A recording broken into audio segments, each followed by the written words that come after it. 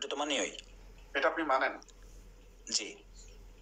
বর্তমান প্রেক্ষাপট দেখেও আপনি গণঅভ্যুত্থান মানেন? না, মানুষ তো ওই যে আমি আপনাকে কিছুক্ষণ আগেই বলছি, কিছুদিন পরে বিএনপি ওয়েট করেন, বিএনপি বলবো যে আমরা আগেই হয়তো আগে ভালো ছিলাম, এটা তো বলবে না। না না না, সত্যি বিএনপি জীবনেও বলবো না যে আওয়ামী লীগ ভালো ছিল, যত আর আওয়ামী লীগ জীবনে বলবো না বিএনপি ভালো ছিল। তো বিএনপি কিছুদিন পরে বলবে, না না না না, কিছুদিন পরে বলবে যে এখনকার যে টিমটা কাজ করে ওরা আগের চাইতে খারাপ, কিন্তু আওয়ামী লীগ ভালো ছিল, এটা তো বিএনপি। বড় ভাই, আওয়ামী লীগ ভালো ছিল অথবা বিএনপি ভালো ছিল অথবা খারাপ ছিল আমি সেটা বলিনি। আমি বলছি গণঅভ্যুত্থান যে হয়েছে আপনি কি এটা মানেন? গণ অভ্যুত্থান হয়েছে সেটা আমি মানি, কিন্তু গণ অভ্যুত্থানের পরে যে এরকম খারাপ হবে এটা তো আর কেউ বুঝে নাই। তবে এখন তারা হয়তো প্রায়শ্চিত্ত পাবে বা ডে বাই ডে আস্তে আস্তে মুখ খুলবে, আমি আপনাকে সেটা বলছি। তাহলে একটু আমি ওই ছোট ভাইকে একটু শ্রবণ করি, আপনি আর আমি দুইজনে শ্রবণ করবো। ছোট ভাই তুমি একটু বলো, প্রতিবাদী বলো। কি বলবো ভাই, প্রেক্ষাপটটা এমন হয়ে গেছে, বিচার মানে তাল গাছ, আমার একটা কথা আছে না, ওই জিনিসটা বর্তমানে সিচুয়েশনকে উনি ধিক্কার জানাচ্ছে, পরিস্থিতিকেও ধিক্কার জানাচ্ছে, এভাবে চলতে পারে না, জানতেছে হবে সেটাকে গণ অভ্যুত্থান মানতেছে। পৃথিবীর ইতিহাসে নাই যে গণ অভ্যুত্থানের পরে এরকম কার্যকলাপ কখনো করতে তারা সন্ত্রাসী ভূমিকা পালন করে। তাহলে কিসের গণ অভ্যুত্থান? তাহলে তো গণ অভ্যুত্থান কাকে বলে? গণ অভ্যুত্থান একটা যে সরকার ওইরকম ভাবে দেশ চালাচ্ছে, দেশের ভিতরে ধর্ষণ হচ্ছে, হত্যা মামলা হচ্ছে, বিচার বহির্ভূত হত্যাকাণ্ড হচ্ছে, এই জন্য তাকে আমরা ঘৃণা করে তাকে হটায় আমরা আসছি ভালোভাবে পরিচালনা করার জন্য। এটা হচ্ছে গণ অভ্যুত্থানের একটা লক্ষণ। এখন আপনি যেটা বলতেছেন গণ অভ্যুত্থান, তাহলে ওই সরকারকে হাঁটায়, তো এখন দেখতেছি যে ওই সরকারকে হাঁটায় আপনার এর থেকে বেশি অপরাধমূলক কাজে সংযুক্ত আছে, তাহলে গণ অভ্যুত্থানের মূল সরকার কোথায় পেলেন? আপনি গণ অভ্যুত্থান কেন মানবেন? পৃথিবীর ইতিহাসে গণ অভ্যুত্থান দেখেন সরকাররা কেন পতন হয়েছে, 14 দেশে এখন পর্যন্ত গণ অভ্যুত্থান হয়েছে ওই সরকারের বিরুদ্ধে। এই যে এখন যে এইগুলা ঘটতেছে এইগুলা ছিল, এই জন্য তাদেরকে হটায় দিচ্ছে। এখন আওয়ামী লীগ সরকার যদি এমনটা কইরেই থাকে, হঠাৎ এত দিচ্ছেন, তাহলে আপনারা তাদের চেয়ে বেশি করতেছেন। আপনি একটু আগে শিখে আসছেন, হ্যাঁ তাদের চেয়ে অতিরিক্ত বেশি এখনো হচ্ছে, তাহলে গণ অভ্যুত্থানটা হলো কোথায়? আমি গণ অভ্যুত্থানটাই খুঁজে পাচ্ছি না।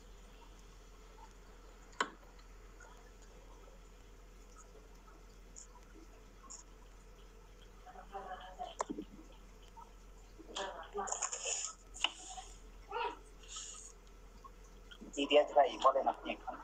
জি বলেন, আপনি বলেন শুনি। বলা তো শেষ। হয়তো হয়তো জি শেষ তো বলা শেষ। না না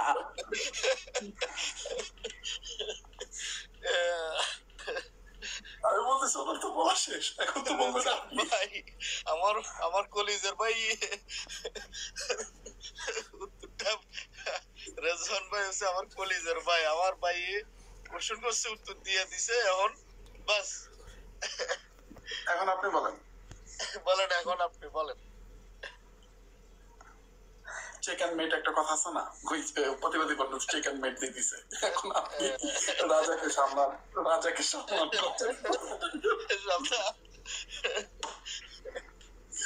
যদি আপনার কাছে যদি মনে হয় রিয়াজ খান ভাই যে এই খাওয়া পালন করাগুলো গঠনমূলক হইতেছে না, আপনি এটার প্রতিবাদ জানাইতে পারেন।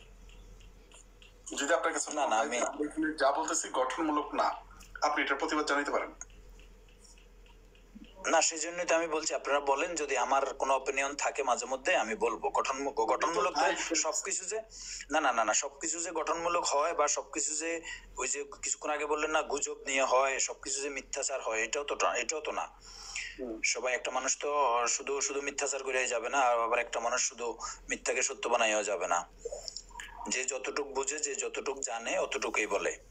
ওখান থেকে যদি আপনার আমি বলতে গেলে আমার যদি কোনো মিথ্যাচার থাকে এটা অবশ্যই আপনি প্রটেস্ট করবেন, বা আমার যদি কোনো কিছু বলার। ওর যে লাস্ট ছিল এটা কি উল্টানোর মতো কোনো উপায় আছে, প্রক্রিয়া আছে আপনার কাছে? ওর লাস্ট স্পিচ কোনটা? শেষ যে কোনটা বললাম শেষ?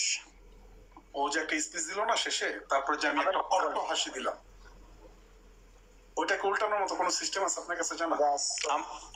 আমাকে বলতেছেন? সরি আমি একটা ভুল ধরাইতে নিয়েছিলাম, লক্ষ্য করিনি, সরি সরি। আমি কি বলছি আমি বুঝতে পারি নাই। উনি লাস্ট স্পেস বলতে কোনটা? ওই যে আপনার গণ অভ্যুত্থান নিয়ে? লাস্ট একটা স্পিচ দিল না, আপনার কথা বলার পর আমি যে আপনাকে বললাম যে ভাই আমার একটা ছোট্ট প্রশ্ন হচ্ছে আপনি কি গণ অভ্যুত্থান মানেন? আপনি গণ অভ্যুত্থান মানেন, জি আপনি গণ অভ্যুত্থান মানেন। আর ও শুরু করছে বিচার মানে তাল গাছ আমার, এই লাইনটা দিয়ে শুরু করছে। ওর যে এই যে একটা স্পিচ ছিল, এটাকে উল্টানোর মতো কোনো সিস্টেম কি আপনার জানা আছে? বা এইটার উপব্যাখ্যা কি আপনি দিতে পারবেন? বিচার মানে তাল গাছ আমার, আমি আসলে উনি যেরকম ভালোভাবে বুঝিয়ে বলতে পারছে আমি হয়তো এরকম বুঝিয়ে বলতে পারবো, বা ওনার মতো হয়তো আমি এত বুঝি কম।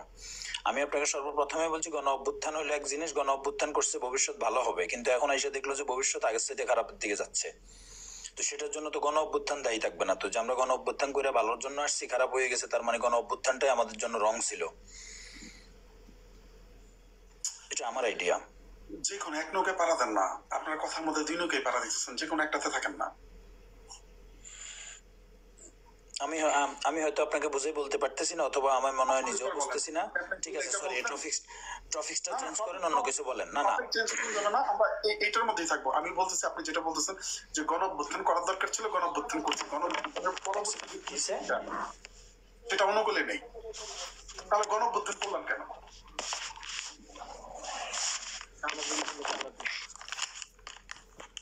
ওই যে বলছি না, আমার মনে হয় আমি হয়তো বুঝাইতে পারি না আপনার মানে সুন্দরভাবে টপিকসটা। রিয়াজ ভাই, আপনি আমার ভাই, আপনি আমার ভাই, আপনি আমার ভাই বলেই তো আপনি এখানে, আপনি আমার ভাই মনে করেন দেখেই তো আপনি এখানে। জি, আপনি আমার ভাই তাই এখানে, আপনি আমাকে ভাই মনে করেন দেখে আপনি এখানে। সেম হইলো না? জি জি, আমরা একে অপরের ভাই। তো আপনি আমি এখানে গল্পগুলো আলাপ করতেছি, আমার রাইট? জি, আমার রাইট, আলোচনা করতে। এখন আপনাকে আমি নিয়ে আসছি এখানে ভালো আলাপ আলোচনা করার জন্য। এখন যদি আপনি গালি দেন, জি, এখন যদি আপনি গালি দেন, তাহলে আমার যে থিঙ্কিং আপনাকে নিয়ে, জাতি আপনাকে কেমন দিবে?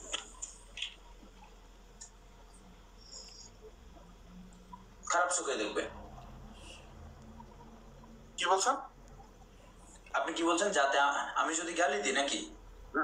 আমি যদি আপনাকে গালি দিই তাহলে জাতি আমাকে কি চোখে দেখবে? অবশ্যই খারাপ চোখে দেখবে। এইটা গণঅভ্যুত্থানের মধ্যে নিয়ে যাবো। এই যে আমাদের যে ছোট্ট একটা সিনারিও, এটা যে ক্রিয়েট করলাম আপনি আমার ভাই, আপনাকে আমি এখানে নিয়ে আসছি, ভালো কিছু বলবেন, ভালো কিছু করবেন। জি, ধরেন গণঅভ্যুত্থান করে আমি আপনাকে নিয়ে আসছি, জি, এই সিনারিওটা গণঅভ্যুত্থানে নিয়ে যান। এখন বলেন।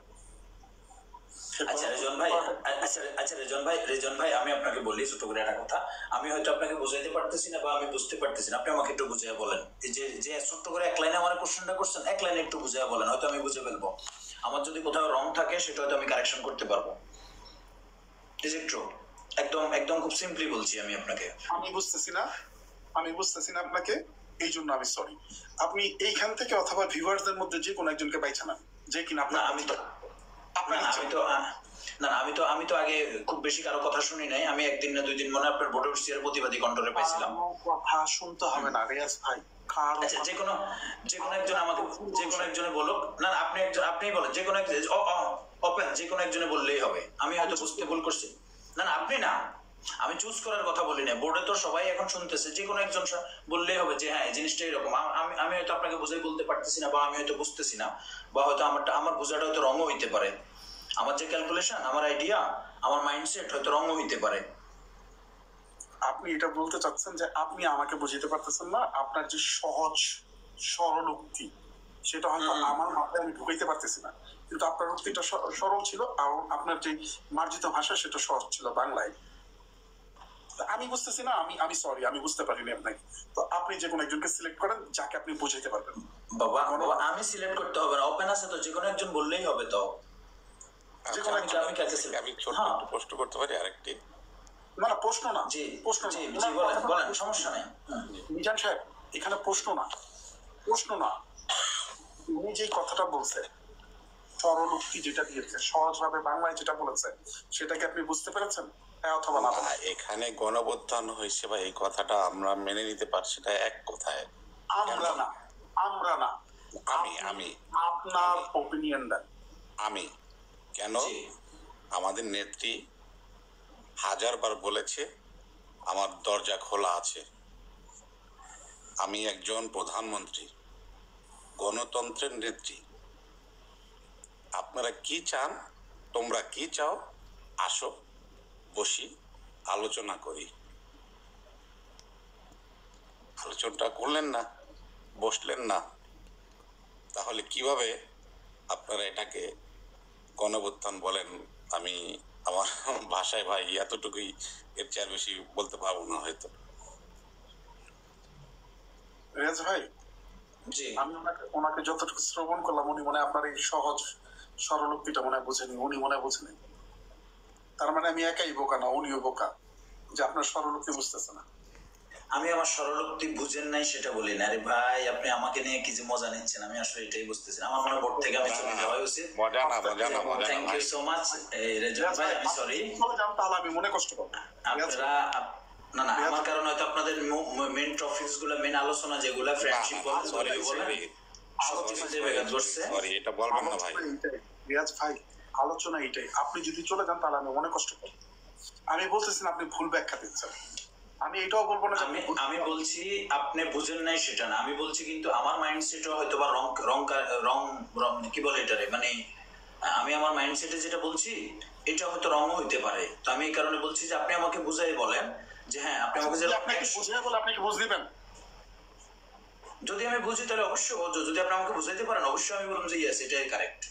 প্রতিবাদী কণ্ঠ, আল্লাহ আপনার সেক্রেটারির মতো প্রতিবাদী কণ্ঠ, কিছু হইলেই শুধু প্রতিবাদী কণ্ঠ। আমি যখন প্রথমে একটা কথা বলছি না, দুইটা ধারায় কথা বলি, তারপর নৌকা। একটা হলো ওই যে বিচার মানে তাল গাছ, আমার কথা আমি বললাম না, এই টপিকটা কি টপিক চেঞ্জ করতে পারেন না? ওই জায়গায় যদি থাকি, বুঝার মেনে নিতে পারাটা এই কি মানুষ, মানে বিচার মানে মানে আমি মানছি, আমি বুঝছি, সবকিছু জানছি, কিন্তু মেনে নিতে পারতেছি না। কারণ মেনে নিলে এখানে কি হবে, যে আমি এই জিনিসটা মানতে পারতেছি না, কিন্তু আমার দল এটাতে অংশগ্রহণ করছে, আমি দেখছি ওই জায়গা থেকে। তো এটা হচ্ছে ওই জিনিসটা, এতক্ষণ ধরে যে এত আলোচনা হচ্ছে না, আমার প্রেক্ষাপটে মনে হচ্ছে আমি বুঝছি, সবই জানছি, আপনি বারবার বলতেছেন বুঝছেন বা আপনি বুঝাইতে পারতেছেন, কিন্তু আমার মনে হচ্ছে এখানে না বুঝার কোনো কিছু না, কিন্তু সেই জিনিসটা মানতে পারতেছি না, বুঝছেন? যারা কথা মানতে না না বলতেছেন তারা মিউটে থাকেন, যারা কথা না বলতেছেন তারা মিউটে থাকেন। আরে বেটা, তোর কই মিউটে থাকতে, তুই তো কথা বলতে, তুই বল। যারা কথা না বলতেছেন তারা মিউটে থাকেন। বল, এইটা বাইরে বোঝান যায়, যারা অভ্যুত্থান বলে না, হ্যাঁ ভাই, বাইরে বোঝান যায়। অভ্যুত্থান কি আপনারা দ্বিধাদ্বন্দ্বে থাকেন, অভ্যুত্থান কি সেটা আগে আমাদের ভালো করে জানতে হবে। আমি বলে ফেললাম এটা অভ্যুত্থান হয়েছে, ওইটা অভ্যুত্থান হয়েছে না, অভ্যুত্থানটা কোন জিনিস এবং অভ্যুত্থান কেন ঘটে, আমাকে এইটা আগে বিশ্লেষণ করে ভালো করে জানতে হবে, ঠিক আছে? তো অভ্যুত্থান, এই সময়টাতে অভ্যুত্থান ঘটে যদি কোনো সরকার অপকর্মে লিপ্ত হয়, দেশের ভিতরে আইন শৃঙ্খলা বাহিনীর অবনতি থাকে, দেশের ভিতরে বিচারবিহিত হত্যাকাণ্ড হয়, আপনার ধর্ষণের মামলা হয়, কিন্তু সরকারের কোনো প্রতিকার এখানে থাকে না, সে ব্যর্থ, তাকে হটাই দেওয়ার জন্য মূলত অভ্যুত্থান হয়, যাতে দেশটা পুনর্গঠন করা যায়, নতুন কেউ এসে সুন্দরভাবে সাজায় চালাইতে পারে। কিন্তু এই জিনিসটা আপনি বুঝতেছেন না, আমি বুঝতে পারতেছি না। এখন অভ্যুত্থানের পরে আমি দেখলাম যে বিগত সরকারের যে দোষের কারণে তাকে আপনারা হাঁটাই দিচ্ছেন, খুনের কথা বলতেছেন, সে খুন করছে, অনেক কিছু করছে, এখন তো তার চাইতে অধিক হারে বেশি এগুলা করতেছেন, তাহলে এটা কোন ধরনের অভ্যুত্থান? এটা তো জঙ্গি বাহিনীর দিচ্ছে আরো বেশি, আমি মনে করি। আর অভ্যুত্থানের একটা জিনিস কি দেখেন, অভ্যুত্থান হইলে রাষ্ট্র কাঠামোকে এগিয়ে নিয়ে যাওয়া, রাষ্ট্রকে সিকিউরিটি দেওয়া, তারা রাষ্ট্রকে ভালোভাবে পরিচালনা করা, মানুষের জনমানের নিরাপত্তা দেওয়া। আমরা দেখতেছি পূর্ব ঘোষণা দিয়ে বাড়ি ঘোড়া আগুন জ্বালাচ্ছে, আমরা দেখতে পাচ্ছি অভ্যুত্থানের পরে অভ্যুত্থানের নামে রাষ্ট্রীয় সম্পদ গণভবনকে লুটপাট করে বাড়িতে নিয়ে যাওয়া। ভাই, আপনি অভ্যুত্থান বলে চালাইতে পারবেন না। চুরি 1 টাকা চুরি করলো চুরি, 10 টাকা চুরি করলো চুরি, কোটি টাকা চুরি করলো সেটা চুরি হবে, বুঝতে পারছেন? তো এটা তুই করে একটা চুরি, আমি দেখছি এখানে চুরি করে নিয়ে গেছে সবাই। এখন আচ্ছা আপনি যতটুকু আপনি আমাকে যতটুকু বুঝালেন বা বোর্ডে যতটুকু বুঝালেন, ততটুকুর মধ্যে আমি যতটুকু বুঝলাম যে অভ্যুত্থান আপনারা করছেন, যা কিছুই করছেন, শেখ হাসিনা দিন শেষে চলে গেছে, শেষ হিস্টোরি এক জায়গাতে। এখন এটা চলে যাওয়ার কারণ কি? চলে যাওয়ার পরবর্তী দিনগুলো, পরবর্তী স্টেপগুলো হবে যে এখন থেকে আগের কোনো কিছুই হবে না, এখন থেকে সব নতুন ভাবে হবে, ভালো কিছু হবে, এটাই তো। ভালো কিছু হলেই তখন আমরা ভালো। এখন তার মানে ভালো কিছু যেহেতু হচ্ছে না, তাহলে আগেরটাকে আমরা অভ্যুত্থান সার্টিফিকেট দিতে পারবো না, এটাই তো। ওটাকে অভ্যুত্থান বলা যাবে না। এইটাই তো। যদি আমি রং না হই, মানে আমার মাথায় যেটা এই প্রতিবাদী কণ্ঠ ভাইয়ের মানে ওনার কথা যেটা বুঝলাম এটাই তো নাকি রেজন ভাই বা বোর্ডে যারা আছেন? ওনার ভাষ্য মতো।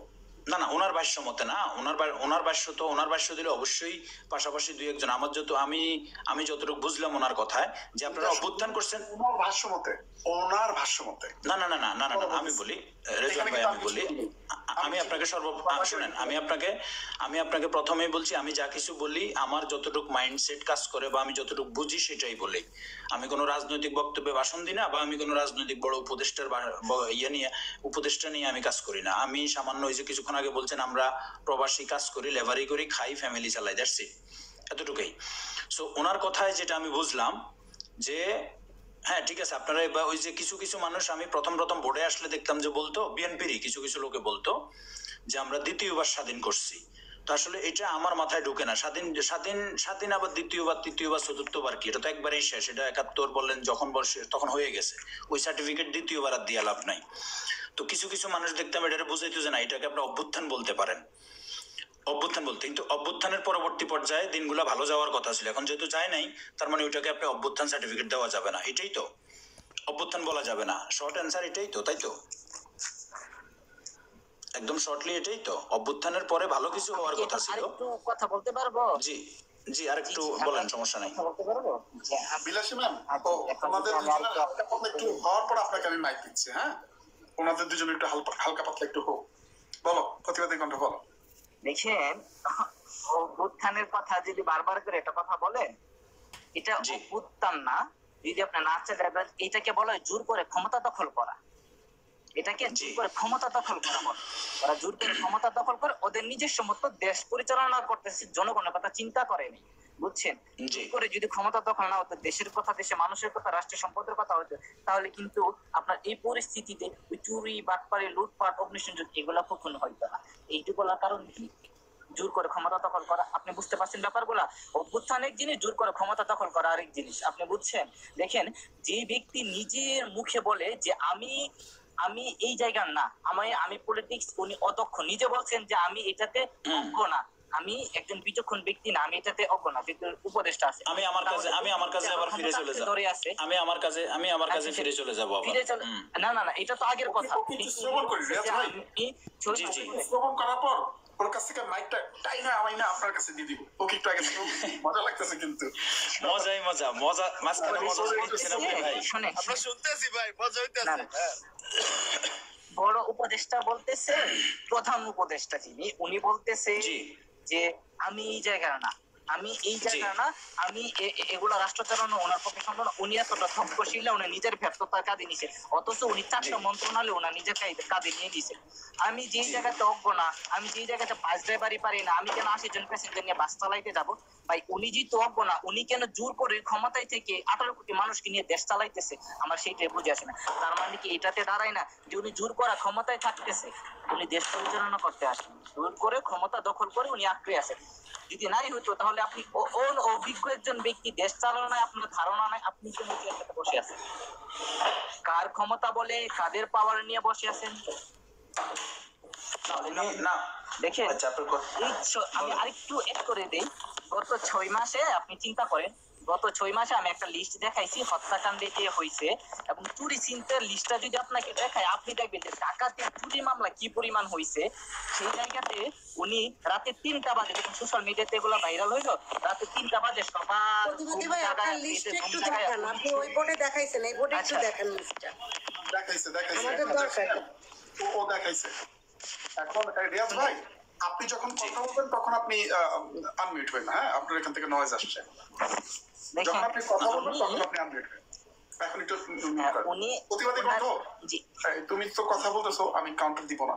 তোমাকে একটা জিনিস মনে করে যে টেবিল হান্ট নিয়ে কিছু 22,000 প্লাস, যেটা ওইটা একটু অ্যাড করো। হ্যাঁ, বলো। দেখেন, আপনার যেটা বলতেছি, উনি এই জায়গায় উনি দক্ষ না। আমি প্রেস সচিব যে স্বরাষ্ট্র উপদেষ্টার কথা যদি বলি, উনি গত 6 মাসে রাত 3টা বাজে, এতদিন উনি কোথায় ছিল? 6 মাসে যে উনি ডিম পারছে না, হ্যাঁ, এটাকে রাত 3টা বাজে আইসা প্রেস মিটিং ডাইকা, দেখো আমি একটা ডিম পারছি, প্রকাশ করতেছে। চিন্তা করে দেখছেন উনি কত বড় একজন অভিজ্ঞ ব্যক্তি দেশ চালানোর মধ্যে? এখন আপনারা যদি নাই চালাইতে পারেন তাহলে জোর করে জায়গাটা বসে আছেন কেন? মানে ক্ষমতা দখল হচ্ছে আপনাদের, আপনারা চালান না চালান যাই কিছু ক্ষমতা আমার থাকবে, বুঝছেন? ওই হচ্ছে ওই ব্যাপারটা জিনিস আছে। আর আপনি যদি আপনাকে যদি বলি দেখেন, আপনার এখন পর্যন্ত আপনার 22,000 23,000 মতো আওয়ামী লীগের কর্মীদেরকে ডেভিড হান্ট নামে আপনার করা হয়েছে, আরে গ্রেফতার করা হয়েছে, কিন্তু কোন সন্ত্রাসীকে কাউকে গ্রেফতার করতে দেখি নাই, কোন চাঁদাবাজকে গ্রেফতার করতেও দেখি না, আমি কোন ধর্ষণকারীকেও গ্রেফতার করতে দেখি না। আমি দেখতে পাইছি কি করছে একটা দলের লোককে আপনার যে গ্রেফতার করতে। তাহলে অপারেশনটা কাদের বিরুদ্ধে চালাইতেছে? আরেকটু এড করে দিই, গতকালকে আপনার একটা প্রেস ব্রিফিংয়ে বিএনপি বললো তাদের 12,000 কর্মীকে তারা বহিষ্কার করছে। কেন করছে জানেন? 12,000 কর্মীকে বহিষ্কার করছে একটাই কারণ, সেটা হচ্ছে ওনারা বিভিন্ন চাঁদাবাজি, লুটপাট, অগ্নিসংযোগের সাথে জড়িত ছিল, এই জন্য তাদেরকে আপনার বহিষ্কার করে দিয়েছে। একটা দলের কর্তব্য পালন করছে, এই 12,000 কর্মীকে বহিষ্কার করে। এখন রাষ্ট্রের যে কর্তব্য তাদেরকে আইনের আওতায় এনে বিচার করা, রাষ্ট্র তো সে 12,000 কর্মীকে গ্রেফতার করেনি, উল্টো আওয়ামী লীগে 22,000 কর্মীকে গ্রেফতার করে দেখাইতেছে ডেভিল হান্ট পরিচালনা করতেছে। এইটাকে আপনি কোন চোখে আপনি গণ অভ্যুত্থান এবং আপনি আর হচ্ছে যে ডেভিল হান্টে যে সন্ত্রাসী বা আপনার কি বলছে আপনার শয়তান যে হান্ট করবে? একটু মোবাইলের দিকে তাকায়, হ্যাঁ এটা বলেন। একটু মোবাইলের দিকে তাকাও, জাস্ট মিনিট। কথা হচ্ছে যদি কাউকে নামাই দিয়ে কেউ রাগ করেন না, কারণ আপনারা কিছু বলতেছেন না। যারা কথা বলতে পারবে তাদেরকে তো নিতে হবে, ঠিক না? যেহেতু গঠনমূলক আলোচনা হচ্ছে, আপনারা যেহেতু শ্রবণ করতেছেন, আপনারা উপরে থেকেও শ্রবণ করতে পারবেন। এখানে কাউকে অপমান করা হচ্ছে না যে অপমান করে নামাই দিলাম। আপনার যদি কথা বলার মতো সিস্টেম থাকে, আপনি যদি কথা জানেন, গঠনমূলক আলাপ আলোচনা করতে পারেন, তাহলে আপনি অবশ্যই কলে আসেন, আপনাকে কেউ নিষেধ করবে না। এখন যদি আপনি কলে এসে চুপচাপ থাকেন, যদি কিছু না বলেন, তাহলে লস, আমার লস, অন্য কারো না। আশা করি ব্যাপারটা ক্লিয়ার। এখন রিয়াজ ভাই, ওই যে বাচ্চাটা যে কথাগুলো বললো, রুবেল ভাই এবং বাকি যারাই আছেন, আজকে প্রত্যেকটা ফুলটস বল প্রতিবাদী কণ্ঠ পিটাতে, যদি এর মাঝখানে আপনারা যদি কেউ ইন্টারাপ্ট করেন, তাহলে কিন্তু বুঝলেন আপনাদের সাথে আমার পার্সোনাল হবে। ভাই আমার আজকে পুরো ফুল বোর্ড মনে করেন, আজকে পুরো ওর যে স্কেলটা আছে আজকে এটা পরীক্ষা করবো, ওর যে স্কেলটা আছে আজকে পরীক্ষা করবো। ঠিক আছে। সবার কাছে আমি পার্সোনালি রিকোয়েস্ট করতেছি, আজকে ওরা ফুলটস বল দিব, শুধু পিটাবে। রিয়াজ ভাই বলেন। জি বলেন। ওই বাচ্চাটা যেটা বললো, আমি এখানে একটা প্রশ্ন তুলেছিলাম, আমি আবার একটু বলি এই জায়গায় প্রশ্নটা হচ্ছে ভাই যারা ছাত্রলীগ, আওয়ামী লীগ, শ্রমিক লীগ, দাঁড়া প্রতিবাদী কণ্ঠ একটু ওয়েট কর, যারা ছাত্রলীগ, আওয়ামী লীগ, শ্রমিক লীগ, মোট কথা শেখ হাসিনা লীগ যারা আছেন, বসেন। যদি কথা বলার ইচ্ছা থাকে আপনারা নিচে লিখবেন যে ভাই আমি কিছু বলতে চাই, তখন আপনাদেরকে কলে নিব, সমস্যা নেই। বিএনপির যদি হন লিখবেন ভাই কলে আসতে চাই, কলে নিব, কোনো সমস্যা নেই। এখানে গঠনমূলক আলাপ আলোচনা হচ্ছে মার্জিত ভাষায়। যদি গঠনমূলক আলাপ আলোচনা করতে আপনারা চান, অবশ্যই আপনাদের সবাইকে ওয়েলকাম জানানো হবে। যদি বেয়াদবি করেন, নিতম্ভে ব্যত্রাঘাত করে বাইর করে দিব। কথা ক্লিয়ার? বল প্রতিবাদী কণ্ঠ বল। জি, আমি এটা উপস্থাপন করছি, হয়তো কথার প্রেক্ষিতে রিয়াজ ভাই মনে শুনতে পান নাই বলি। আমি দেখছি বিএনপি একটা দল, উনি ওনাদের 12,000 কর্মীকে বহিষ্কার করছে, তারা চাঁদাবাজিতে, সন্ত্রাসী কর্মকাণ্ড, ছিনতাইয়ের মধ্যে এবং লুটপাটের মধ্যে আপনার জড়িত ছিল। এই জন্য তাদের 12,000 কর্মীকে তারা ছাঁটাই করছে, সেটা প্রকাশ্যে তারা নিউজ করে বলে দিয়েছে, বুঝছেন? তো এটা তো হচ্ছে একটা দলের দায়িত্ব, তারা দলের দায়িত্ব পালন করছে যে আমরা আমার দল থেকে এই বিচ্ছিন্নতাকে আমরা বিতাড়িত করে দিছি, বের করে দিছি। এখন একটা রাষ্ট্রের যে দায়িত্ব আছে, রাষ্ট্রের দায়িত্ব, তাদেরকে এই রাষ্ট্রে কেন ওই দায়িত্বটা পালন করে না? ওই 12,000 কর্মীদের কাছ থেকে কাউকে কেন গ্রেফতার এখন পর্যন্ত করেনি? উল্টো 22,000 গ্রেফতার আমি আওয়ামী লীগের কর্মীদেরকে দেখেছি। এইটাকে একটু ব্যাখ্যা করবেন যে অপারেশন যে ডেভিল হান্ট, তাহলে কোন ধরনের শয়তান তারা আপনার করতেছে, আরে কোন ধরনের শয়তান তারা আজকে গ্রেফতার করে নিয়ে আসতেছে? আমাকে যদি এটা একটু দিতে দিয়ে বোঝাই। শাবাশ শাবাশ শাবাশ, ভেরি গুড। রিয়াজ ভাই আপনি যদি চান কাউকে ইনভিটেশন পাঠাইতে পারেন, আপনি চাইলে। না না না না না না, আমি আমি আমি মাঝখানে আছি, আপনাদের এত মানুষের মাঝখানে যে কথা বলার সুযোগ পাইতেছি মাঝে মধ্যে, এটাই তো বেশি। এত মানুষের মাঝখানে আছি, আপনার সাথে কিন্তু কথা বলতে চাইছেন, আমরা কিন্তু সবাই বলতেছি না। অনেকে থাকতে পারে, আওয়ামী লীগ সমস্যা অনেকে থাকতে পারে, আপনি যদি বলেন আমি নামাই দিব। আপনি বললেন ভাইয়ের সবাইকে না না না না না না সরি আমি এরকম কিছু বলি নাই। ভাইয়ের দুইটা কথা, একটা হইলো যে 22,000 12,000 কর্মী আকাম কুকাম করছে, সরি ওনার মতো হয়তো খুব সাজাইয়া গুজাই আমি বলতে পারবো না, তবে আমি আমার মতো করে বলি 12,000 কর্মীকে ছাঁটাই করা হয়েছে, কাউকে গ্রেপ্তার না করে 22,000 কে করছে। আমি আপনাকে যদি সর্বপ্রথম কোশ্চেন না, এটা সবাই জানে আমিও জানি, এখানে যারা উপদেষ্টা আছে বা প্রধান উপদেষ্টা আছে এটা কোনোভাবেই আওয়ামী লীগকে সাপোর্ট করে না বা করবে না, যদি আমি রং না হই। যারা উপদেষ্টা আছে, সর্বপ্রথম প্রধান উপদেষ্টা, ও আওয়ামী লীগকে কখনোই সাপোর্ট করবে না এই মুহূর্তে। তো উনি হাতের ডাইনে বামে যাদেরকে উপদেষ্টা বানাইছে তাদেরকে উনি ওনার মতো করে বানাইছে, যারা ওনার কথায় চলবে, ওনার সিদ্ধান্তে হবে, তা ওনার সিদ্ধান্তটাই হবে সর্বপ্রথম আওয়ামী লীগ বিরোধী। কেন আওয়ামী লীগ বিরোধী বিএনপি বিরোধী মানুষ থাকতে পারে না, এটা তো ওনার মাইন্ডসেটের বিষয়। ওনার সাথে অবশ্যই সে আপনি প্রধানমন্ত্রী বলেন, আওয়ামী লীগের কোনো নেতৃস্থানীয় লোকজনের কথা বলেন, তা কারোর সাথে দ্বন্দ্ব আছে। এখন উনি একটা সুযোগ পাইছে কোনো না কোনো ভাবে, সেই সুযোগটা উনি কাজে লাগাচ্ছে। প্রথম কথা হইলো এটা, যেহেতু এখন দেশের সরকার বলেন আর দেশের দায়িত্বশীল মানুষ বলেন, ডক্টর ইউনূস সহ তার টিম, তারা যেটা বলবে দেশটাই। এখন আমার মনে হচ্ছে ওই টিমটা কোনোভাবেই হাতে গোনা 2-1 জন যদিও সাপোর্ট করে, কিন্তু ডক্টর ইউনূসের কারণে কিছু বলতে পারে না। জি বলেন বলেন। যে সরকার এখন বর্তমানে আছে জি কারো পক্ষপাত করবে? অফকোর্স পক্ষপাত তো করবে, সেটা তো ফিউচারের কথা, করেই তো ফেলছে, করতেছে না। তালি হোক, একটা করতালি হোক সবাই মিলা। আমি একটা করতালি দেন। রিয়াজ ভাই ধন্যবাদ যে আপনি সত্যটা স্বীকার করলেন। করতেছেন না, এটা স্বীকারের কিছু নেই। এটা যারা আমি হয়তো আমার জায়গা থেকে প্রবাসে আসি বা কোনো দায়িত্বশীল ব্যক্তি না দেখে বলে দিচ্ছি, অনেক দায়িত্বশীল ব্যক্তিরা আপনি পিছনে অন্ধকারে জিজ্ঞাসা করবেন, তারাও বলবে। ছোট্ট একটা প্রশ্ন, যদি রাগ না করেন বলেন। জানার উদ্দেশ্যে, ওনার কি পক্ষপাত করা উচিত?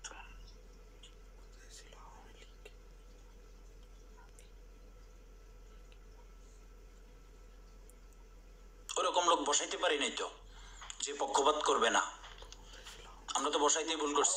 সুপ্রিম থাকলে ফুটা। না আমি দেখেন না রেজন ভাই, আমি আগেই বলছি, আমি আপনাদেরকে আগেই বলছি, আমি আমার অপিনিয়ন গুলা বলি। আমরা ওই রকম লোক বসাইতে পারি নাই যে একজন নিরপেক্ষ থাইকা কাজ করবে। আমরা তো বসাই দিছি যাকে, আমরা বসাইছি। মাইনা নেই রিয়াজ ভাই, আমি যদি গণপ্রধান মাইনা নেই, তাহলে আমাদের সর্বপ্রথম কাজটা কি করা উচিত ছিল? অতটুকু পর্যন্ত ভাই, অতটুকু পর্যন্ত আমি বলতে পারবো না। আমি এত বড় ব্রেনি মানুষ হই নাই। আমার কাছে প্রতিবাদী কণ্ঠ যে ব্রেনের বিষয় না ভাই, এখানে ব্রেনের বিষয় না। আমি বলতেছি যদি গণপ্রধানটা শেখ হাসিনা সরকার সরকার ছিলেন, ওনাকে আমরা তারাই দিচ্ছি অথবা বিতাড়িত করছি। গণপ্রধানের পরে আমাদের সর্বপ্রথম কাজটা কি হওয়া উচিত ছিল? সাধারণ মানুষ হিসেবে সাধারণ চিন্তা ভাবনা কি করা উচিত ছিল সর্বপ্রথম কাজটা? আসে না আমার মাথায়, বলেন কি করা উচিত ছিল? মানে কি ভালো কোনো ব্যক্তি বসানো উচিত ছিল এরকম কিছু বলতেছেন? যে একটা টিম বসানো উচিত ছিল? এটাকে আমি আপনাকে শিখিয়ে দেব। না ভাই, হেল্প করি রিয়াজ ভাই, আমি বলছি আমার মাথায় আসে না ভাই, এটা মাথায় না আসতেই পারে, এটা নিয়ে তো আসলে আমি আপনাকে একটু হেল্প করি। জি ডক্টর ইউনূস তো রাজনৈতিক কোন দলের ব্যক্তিত্ব জি না, উনি নিরপেক্ষ। জি তো উনার কি নিরপেক্ষ থাকা প্রয়োজন না? উনি তো থাকবে না মনে হয়, আমার যতটুকু আইডিয়া। কারণ ওই যে ওনারে পদ্মা সেতুতে টুপ করে সুবাই ফেলতে বলছিল, উনি এখন সুযোগ পাইয়া সেই প্রতিশোধটা নিচ্ছে আরই। আচ্ছা, এটা কি শুধু আপনার শব্দ চয়ন ঠিক আছে? জি আমি আবার আঙুল দিয়ে বলতেছি। না ঠিক আছে, আপনার শব্দ চয়ন ঠিক আছে? না আমি প্রথমেই আপনাকে বলছি, দেখেন আপনি রেজন ভাই, আমি প্রথমেই বলছি আমার মনে হয় কিছু মানে আমাকে বুঝি না আসলে, ঠান্ডা মাথায় বুঝতেছি না। আমি সরি টু সে, আমি বলছি যদি আপনি এরকম ভাবে মানে এক ধরনের একটা গিল্টিনেস এর মধ্যে থাকেন, আমি আবারও বলতেছি আপনি আমার ভাই, আমি আপনার ভাই। আমি শুনেন আমি বলি, আমি প্রথমেই বলছি রুবেল ভাই তো না ভাই বলা যাবে না, কারণ জি রাজা ভাই কারেক্ট, রাজা ভাই কারেক্ট, না রাজা ভাই আমি রুবেল ভাই বলা যাবে না, উনি বয়স্ক মানুষ, একদিন লাইভ ভিডিওতে দেখছিলাম। তো আমি আপনাদেরকে ওই প্রতিবাদী কণ্ঠ দুইটা অ্যান্সারের মধ্যে আমি সর্বপ্রথম আগে যেটা কোশ্চেন করছি, এটা আমাকে কেউ সাপোর্ট করেন নাই বা ইয়েস নো বলেন। উনি আমাকে দুইটা কোশ্চেন করছে, একটা হলো 12,000 বিএনপি নেতা কর্মী খারাপ কাজ করার কারণে ওদেরকে দল থেকে বহিষ্কার করছে। আমি কোশ্চেন করি নাই। না না না না না, আচ্ছা যেটাই হোক, আমি জানতে আচ্ছা ওই একই কথা। আচ্ছা একই কথা। তো এই 12,000-এর মধ্যে 12 জনও গ্রেপ্তার না কইরা উল্টা ডেভিড হার্ট বা ক্লিন হার্ট অপারেশন যেটাই বলেন একটা নাম বসাই দিয়ে আমাদের 22,000 গ্রেপ্তার করলেন। তো আমি ওই কারণেই বলছি, আপনারা বসাইছেন কাকে? আপনারা বলেন, আমরা বলি যে লোকগুলা বসে আছে, আমার যতটুকু ধারণা এদের মধ্যে 2-1 জন যদি মাইন্ডসেটে রক্তের সাথে মিশে থাকে আওয়ামী লীগ কিন্তু, আমি কথার মাঝে কথা, আওয়ামী লীগ কিন্তু সবাই শেখ মুজিবরে ভালোবাসে আওয়ামী লীগ করে না, আবার এই প্রজন্মে এসে শেখ হাসিনারে ভালোবাসি আওয়ামী লীগ করে না, মিক্স। কেউ শেখ মুজিবরে ভালোবাসে আওয়ামী লীগ করে, কেউ শেখ হাসিনারে ভালোবাসে আওয়ামী লীগ করে। তো এই উপদেষ্টাদের মধ্যে 2-1 জন যদি সিনিয়র থাকে যারা শেখ মুজিবের আমল দেখছে, শেখ মুজিবের মনে প্রাণে ভালোবাসে, কিন্তু হয়তো ডক্টর ইউনূস তাদের কাউকে টান দিয়ে বসাই দিয়েছে, কিন্তু ডক্টর ইউনূসের কারণে তারা এখন রাইট টাইমে রাইট কাজটা করতে পারে না। তো আমরা বসাইছি তো আওয়ামী লীগ বিরোধী লোক। এবং দেখেন, আমি যেটা বুঝি, আজ পর্যন্ত ছোট বলেন বড় বলেন কোন একটা দল বলে নাই যে এই উপদেষ্টাগুলা বা ডক্টর ইউনূস আমরা পছন্দ করি না, কারণ তারা সবাই পছন্দ করে একটা মাত্র কারণ এই ডক্টর ইউনূস আওয়ামী লীগ বিরোধী। সো আমরাও আওয়ামী লীগ বিরোধী। সো আমরা আমাদের সর্বোচ্চটা দিয়ে ডক্টর ইউনূসকে হেল্প করুম, কোনোভাবে যাতে আওয়ামী লীগ না আসতে পারে, কোনোভাবে যাতে আওয়ামী লীগ সুযোগ না পায়। Good point. Doctor Yunus Awami League বিরোধী, আপনারাও আওয়ামী লীগ বিরোধী, তার মানে শত্রু বন্ধু, ব্যাপারটা কিরকম? রাইট, এটাই বলতে চাইছিলাম। না না, শত্রু বন্ধু মানে রাজা ভাই বললো শত্রু মানে আপনার যিনি শত্রু তার শত্রু আপনার বন্ধু, ব্যাপারটা কেমন? ঠিক শত্রু রাজা ভাই আমি আপনাকে বলি, মানে জি, মানে প্রতিবাদী কণ্ঠ আপনার শত্রু, আমিও প্রতিবাদের শত্রু, সুতরাং আমি আর আপনি বন্ধু, বুঝতে পারছেন? মানে প্রতিবাদী কণ্ঠ যে আপনাকে প্রশ্ন করছিল একটা, বা মনে করেন রেদন ভাই আপনার শত্রু, জি রেদন ভাই আমারও শত্রু, সুতরাং আমি আর আপনি ভাই বন্ধু। জি, হ্যাঁ সেটাই তো দেখলাম এখন, সেটাই তো হলো। ডক্টর ইউনূস আওয়ামী লীগের ডক্টর ইউনূসও পছন্দ করে না, মানে আমার সহজ ওপিনিয়ন যেটা। আর বিএনপি যে ওই যে মান্না সাকি নূর যারা আছে দলারে, অনেকে তো নামও জানি না বা মনে আসে না, এরাও তো আওয়ামী লীগ বিরোধী ছিল এতদিন। তো এখন যারা এনে বসাই দিচ্ছে এরা মনে মনে বুঝতে পারে যে এই লোকটাও আওয়ামী লীগ বিরোধী। সো আমরা আমাদের সর্বোচ্চটা দিয়ে এই লোকটারে হেল্প করলে আমরা আমাদের দীর্ঘদিনের কাজগুলো সাকসেস করতে পারবো। মানে সহজ ভাষা হলো ছোট মশলা। তো এই কারণে প্রতিবাদী কণ্ঠ যেটা বলছে, এই কারণেই বলছি, আপনি 12,000 না, যদি আরো কিছু বহিষ্কার করে বা নাম আসে সামনে, দেখেও দেখবে না। একটা মিনিট, মাহমুদুর রহমান আচ্ছা, আমি যেন কথা বলতে সুযোগ পাইবো। প্রতিবাদী কণ্ঠ, দাঁড়া মাইকটা ক্লিয়ার করে দিচ্ছি, দাঁড়া ওয়েট কর, পরে সুযোগ দিচ্ছি। কে যেন কথা বলতেছে, কে কথা বলতেছেন? না প্রতিবাদী কণ্ঠ বলো। আচ্ছা ওয়েট, প্রতিবাদী কণ্ঠকে একটু মাইকটা ক্লিয়ার করে দিচ্ছি। কে কথা বলতেছে এখন? ভাইয়া আমি বলতেছি, আমি 6 নাম্বার কাউন্টার। আচ্ছা বলেন স্যার, বলেন। ভাইয়া আমি রেজম ভাইয়ের কাছে প্রশ্ন, রেজম ভাই বলছি সব উপদেষ্টা আওয়ামী লীগ বিরোধী, তাহলে উনি যে কথা বলতেছে আপনারা কি শোনেন? উনি ক্লিয়ার না, সাউন্ড একটু আস্তে আসে।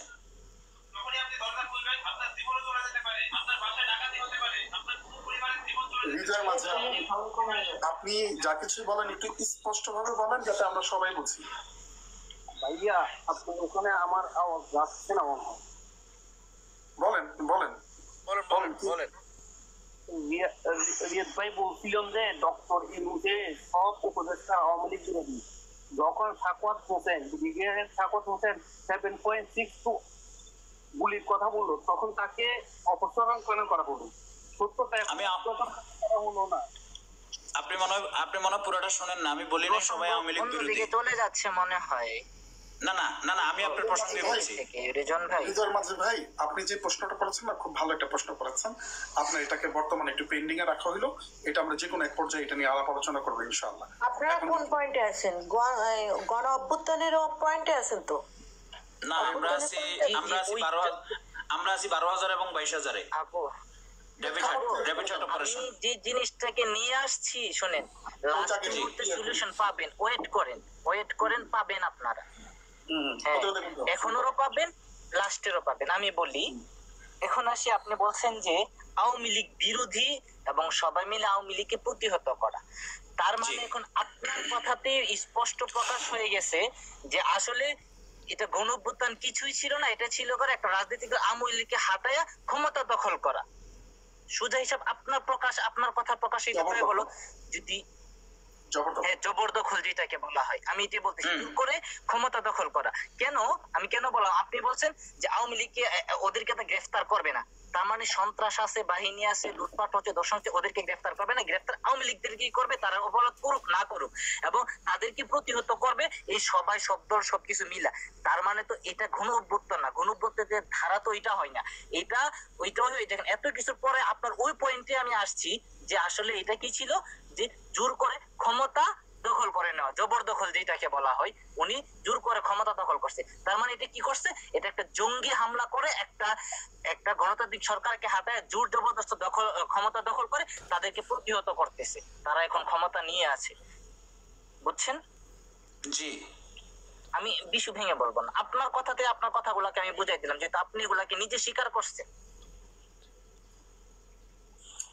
এখন ওর এই কথাটাকে কি উল্টানো যায় কোনো মতে, রিয়াজ ভাই?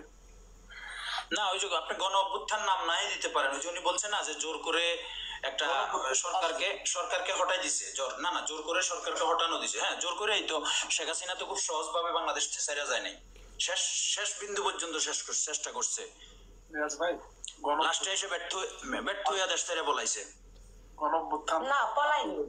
আমি বলবো রাষ্ট্রীয় তত্ত্বাবধানে কোথাও যাওয়াকে পলানো বলে না। আফা ঢাকার ভাষায় বলে, ঢাকার ভাষায় বলে ফানি, আর আমাদের নোয়াখালীর ভাষায় বলে হানি, কিন্তু জিনিস একটাই। যেটা বলছে এটাকে হজম করে।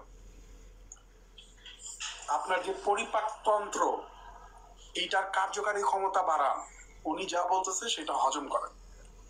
এখন রিয়াজ ভাই, আপনি যেটা বলছেন খুব ভালোভাবে বলছেন। এখন কথা হচ্ছে, গণঅভ্যুত্থানের যে ব্যাপারটা সামনে দেখবেন, সেটা আপনিও স্বীকার করবেন, আমিও স্বীকার করবো, বোর্ডের মধ্যে যারা আছে তারাও স্বীকার করবে। ওই যে ওইখানে যে দেখতেছেন না, ওই যে কাউয়া ধরায় কবুতর ধরে, ওরাও স্বীকার করবে, পুরো বাংলাদেশও স্বীকার করবে গণঅভ্যুত্থান মানে কি সেটা সামনে দেখবে। না, এটা তো আমি আপনার প্রথমেই বলে দিছি, গণ অভ্যুত্থান নিয়ে নামছে ভালোর জন্য, এখন দেখলো যে আগের চাইতে খারাপ হচ্ছে। আমি তো প্রথমেই স্বীকার করলাম খারাপ হচ্ছে। আমি কি বলছি, সাধারণ মানুষ, আমি বলতেছি গণ অভ্যুত্থান যেই বাক্যটা জি মুখে, আমাদের সবার মুখে রটে গেছে গণ অভ্যুত্থান, এটা ওরা মুখে আসবে না।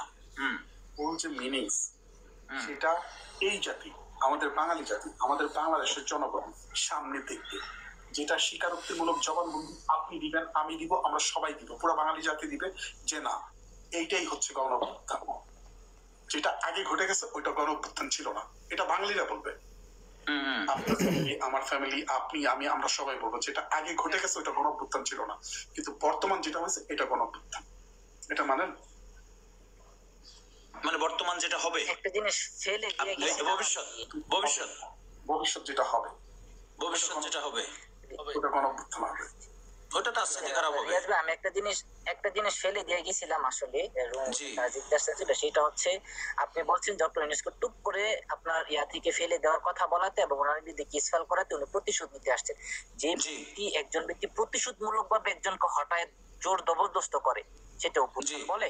সে তো প্রতিশোধের জন্য আসছে, সে তো গণঅভ্যুত্থান করে দেশের কল্যাণের জন্য আসে নাই।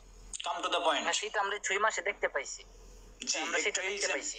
তাহলে সেটাকে আমরা কি বলতে পারি? সেটাকে আমি বলতে পারি আমার পরিভাষা, আমি তাদের বলি না, সেটা আমার পরিভাষায় আমি বলবো সেইটা একটা জবরদখল, সন্ত্রাসী হামলা কর্মকাণ্ড। একজন লোক ব্যক্তিকে হত্যার চেষ্টা করা হয়েছে এখানে, সেটা গণভবনে দেখতে পাইছি আমরা যে হত্যার চেষ্টা করা হয়েছে, সন্ত্রাসী হামলা, জঙ্গি হামলা, ঠিক আছে, জঙ্গি হামলা করে একজনকে হত্যার চেষ্টা করা হয়েছে এবং তাকে ক্ষমতাচ্যুত করা হয়েছে। এটা হচ্ছে মেইন পয়েন্ট। তো সেই জায়গা থেকে আমি একটা কথা বলি, এটাকে গণঅভ্যুত্থান বলা যাবে না, এটাকে বলতে হবে একটা জঙ্গি অভ্যুত্থান, যেটা জঙ্গি গোষ্ঠী আসলে মাথাচাড়া দিয়ে এখানে আসে। তারা যেটা চেয়েছিল যে আমরা লুটপাট হত্যাযজ্ঞ চালাবো, যেটা আওয়ামী লীগের আমলে আমরা এটা পারতেছিলাম না 16 বছর ধরে, তো আমরা এটা করবো, তাহলে আওয়ামী লীগ সরকারকে হাঁটাইতে হবে, আমাদের পছন্দ মতো একজন ব্যক্তিকে বসাবো, যে ব্যক্তি আওয়ামী লীগ বিরোধী এবং আওয়ামী লীগের প্রতিশোধ নিবে, আওয়ামী লীগের প্রতিশোধ নিতে থাকবে উনি, আর আমরা এই সুযোগটাকে কাজে লাগিয়ে আমরা আমাদের কাজ লুটপাট, দর্শন, আমাদের কাজ চুরি ডাকাতি করা ওরা করে নিবে। আজকে তো সেটা প্রতিফলন দেখতে পাচ্ছি। তাহলে আমার পরিবেশে এটা জঙ্গি অভ্যুত্থান হয়েছে, আমি বলবো এটা জঙ্গি একটা হামলা হয়েছে, সন্ত্রাসী হামলা হয়েছে, বাস দ্যাটস ইট। এটা আপনার কথাতেই আপনি এখানে প্রমাণ করে দিয়ে গেলেন। এত যে কথা বললাম, না আমি প্রথমে সেটাই বলছি যে আপনি গণ অভ্যুত্থান নাম নাই দিতে পারেন, এত ভদ্র ভাষা, বা ওই যে আপনি বললেন না গণ অভ্যুত্থানের পরবর্তীতে ভালো হওয়ার কথা, যেহেতু খারাপ হয়ে গেছে এই কারণে এটা আর গণ অভ্যুত্থান দেওয়া যাবে না, জবরদখল বলতে পারেন। আপনি কি মোবাইলের দিকে তাকান মাঝে মধ্যে? জি, আমি একদম তাকাই আছি। আচ্ছা, আপনি যদি রাগ না করেন, একটা কথা বলতে পারি? হৃদয়ের মাঝে আপনাকে কাটতে বাধ্য হব। আপনি যদি রাগ না করেন, এই যে এইখানে দেখেন দন্তাশয়কা স্বাদ ও স্বাদ ইসলাম মুক্ত, উনি একটা ইনসার্কেল নিয়ে একটা মন্তব্য করছেন। জি, পরিমাণ বিশ্লেষণ দেওয়া যাবে আপনার পক্ষে? ডক্টর ইউনূস স্যার আসে নাই, তাকে আনা হয়েছে, আমি সর্বপ্রথমে এটা বলে ফেলছি। না না, উনি আইসা এখন বলছে, আর এটা আমি প্রথমেই বলে ফেলছি, ডক্টর ইউনূসকে যারা বসাইছে নিয়ে যদি একটু কথাটাকে একটু আগায় নিতেন। কোন ব্যাপারে আগে নেই? আমি প্রথমেই বলে ফেলছি, ডক্টর ইউনূসকে যারা বসাইছে। হ্যাঁ বাচক কথা না বাচক উত্তর দেন। ডক্টর ইউনূস স্যার আসেনি, তাকে আনা হয়েছে। হ্যাঁ বাচক কথা না বাচক উত্তর চাচ্ছি, যদি বিশ্লেষণ ব্যাখ্যা করতে না পারেন।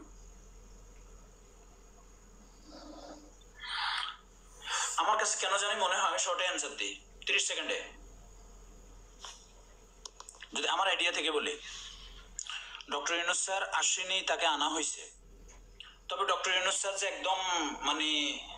একদম শূন্যের উপর থেকে কোলে করে নিয়ে আসছে ওইরকমও না। আমার যতটুকু মনে হয় ডক্টর ইন্টারন্যাশনালি শেখ হাসিনাকে সরানোর জন্য যদি ইন্টারন্যাশনালি লোভিং দরকার হয়, তাহলে হয়তো কিছুটা ডক্টর ইউনূস স্যারকে দিয়ে বিভিন্ন দল সংগঠন যারা বলেন তারা হয়তো কিছুটা লোভিং করাইছে, করানোর সময় একটা শর্ত সাপেক্ষ থাকতে পারে। আমি আর একটা শব্দ অ্যাড করে দিই সাথে। জি, উনি আসে নাই, উনাকে আনা হয়েছে বা পাঠানো হয়েছে। জি, থ্যাংক ইউ।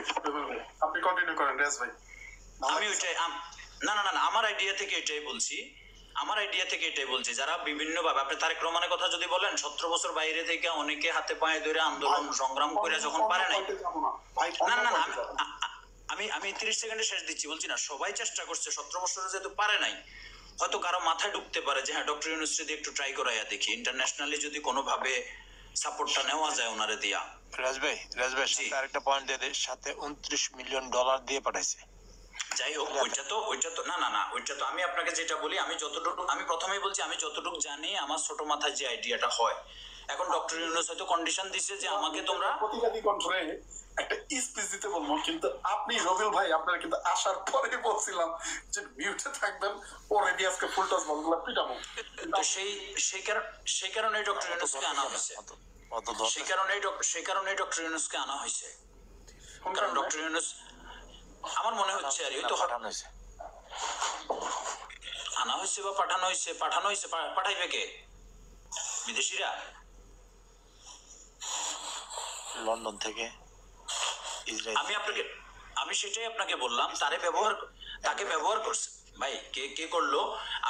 আমি মাঝখানে আমার আইডিয়াটা বলছি, সবাই ব্যর্থ হওয়ার পরে হয়তো তার কাছে সবাই গেছে বা তার দুয়ারে গেছে, তার হাতে পায়ে ধরছে যে আপনি একটু আমগুলো হেল্প করেন, আছে কোনো মেকানিজম?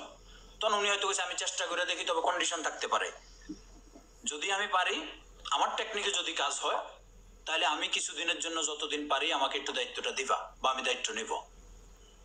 উনি হচ্ছে মানে আমার আইডিয়া মনে হয়, নইলে তো ওনারে উড়িয়াসি জুড়ি বসার কারণ হয় না। বাংলাদেশে তত্ত্বাবধায়ক সরকার না হওয়ার মতো বহু লোক আছে, বহু লোক অবসরপ্রাপ্ত হয়ে গেছে, বহু লোক অভিজ্ঞ সংবিধান বিশেষজ্ঞ এটা সেটা আছে, দুইজনের ডাকে বসাইতে পারতো। আরেক দেশ থেকে সে যদিও বাংলাদেশের জন্য অনেক কিছু করছে, ও তো বাংলাদেশে থাকে না বা দল করে না, রাজনীতি করে না।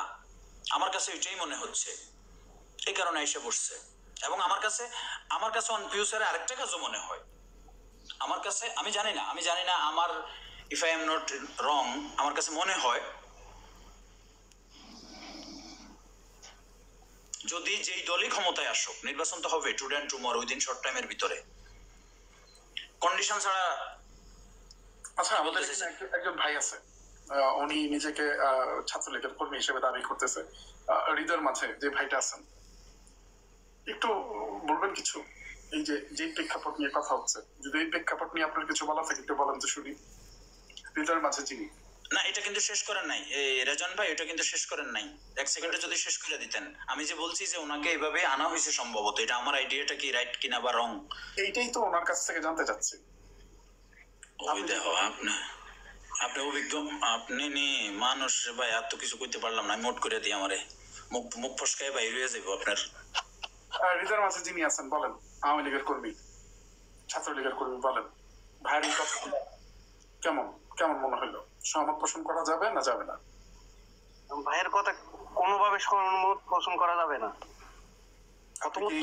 সত্যি ছাত্রলীগ করেন? হ্যাঁ, আপনি কি সত্যি ছাত্রলীগ করেন?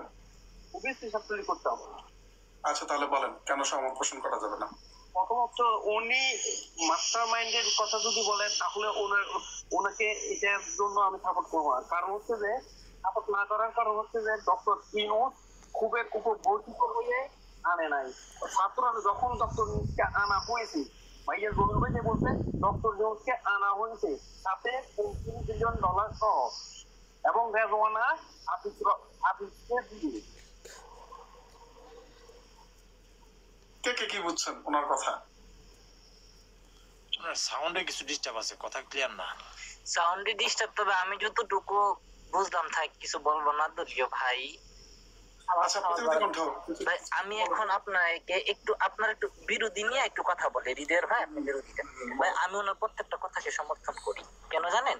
উনি যে কথাগুলো বলছেন না, যে এটাতে হয়তো উনি ওই শব্দটা ইউজ করে নাই, যে মেটিকুলাসলি যে ডিজাইন জিনিসটা ইউজ করে না, এবং পূর্ব পরিকল্পিত জিনিসটাকে উনি এই জায়গায় মানে মাস্টার মাইন্ড ওইটাকে ইউজ করে নাই। তবে উনি বলে গেছেন যে ওই জিনিসটাই উনি করে আনছে।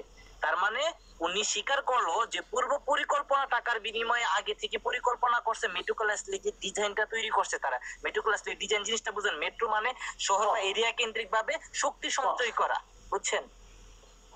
শক্তি সঞ্চয় করা। তো তারা আগে থেকে পরিকল্পনা করে মেট্রোক্লাসের ডিজাইন একটা শক্তি এরিয়ার ভিতরে সঞ্চয় করে তারা ওই সরকারকে হতে পারছে। আমি এটাকে সমর্থন করলাম ওনার কথাতে।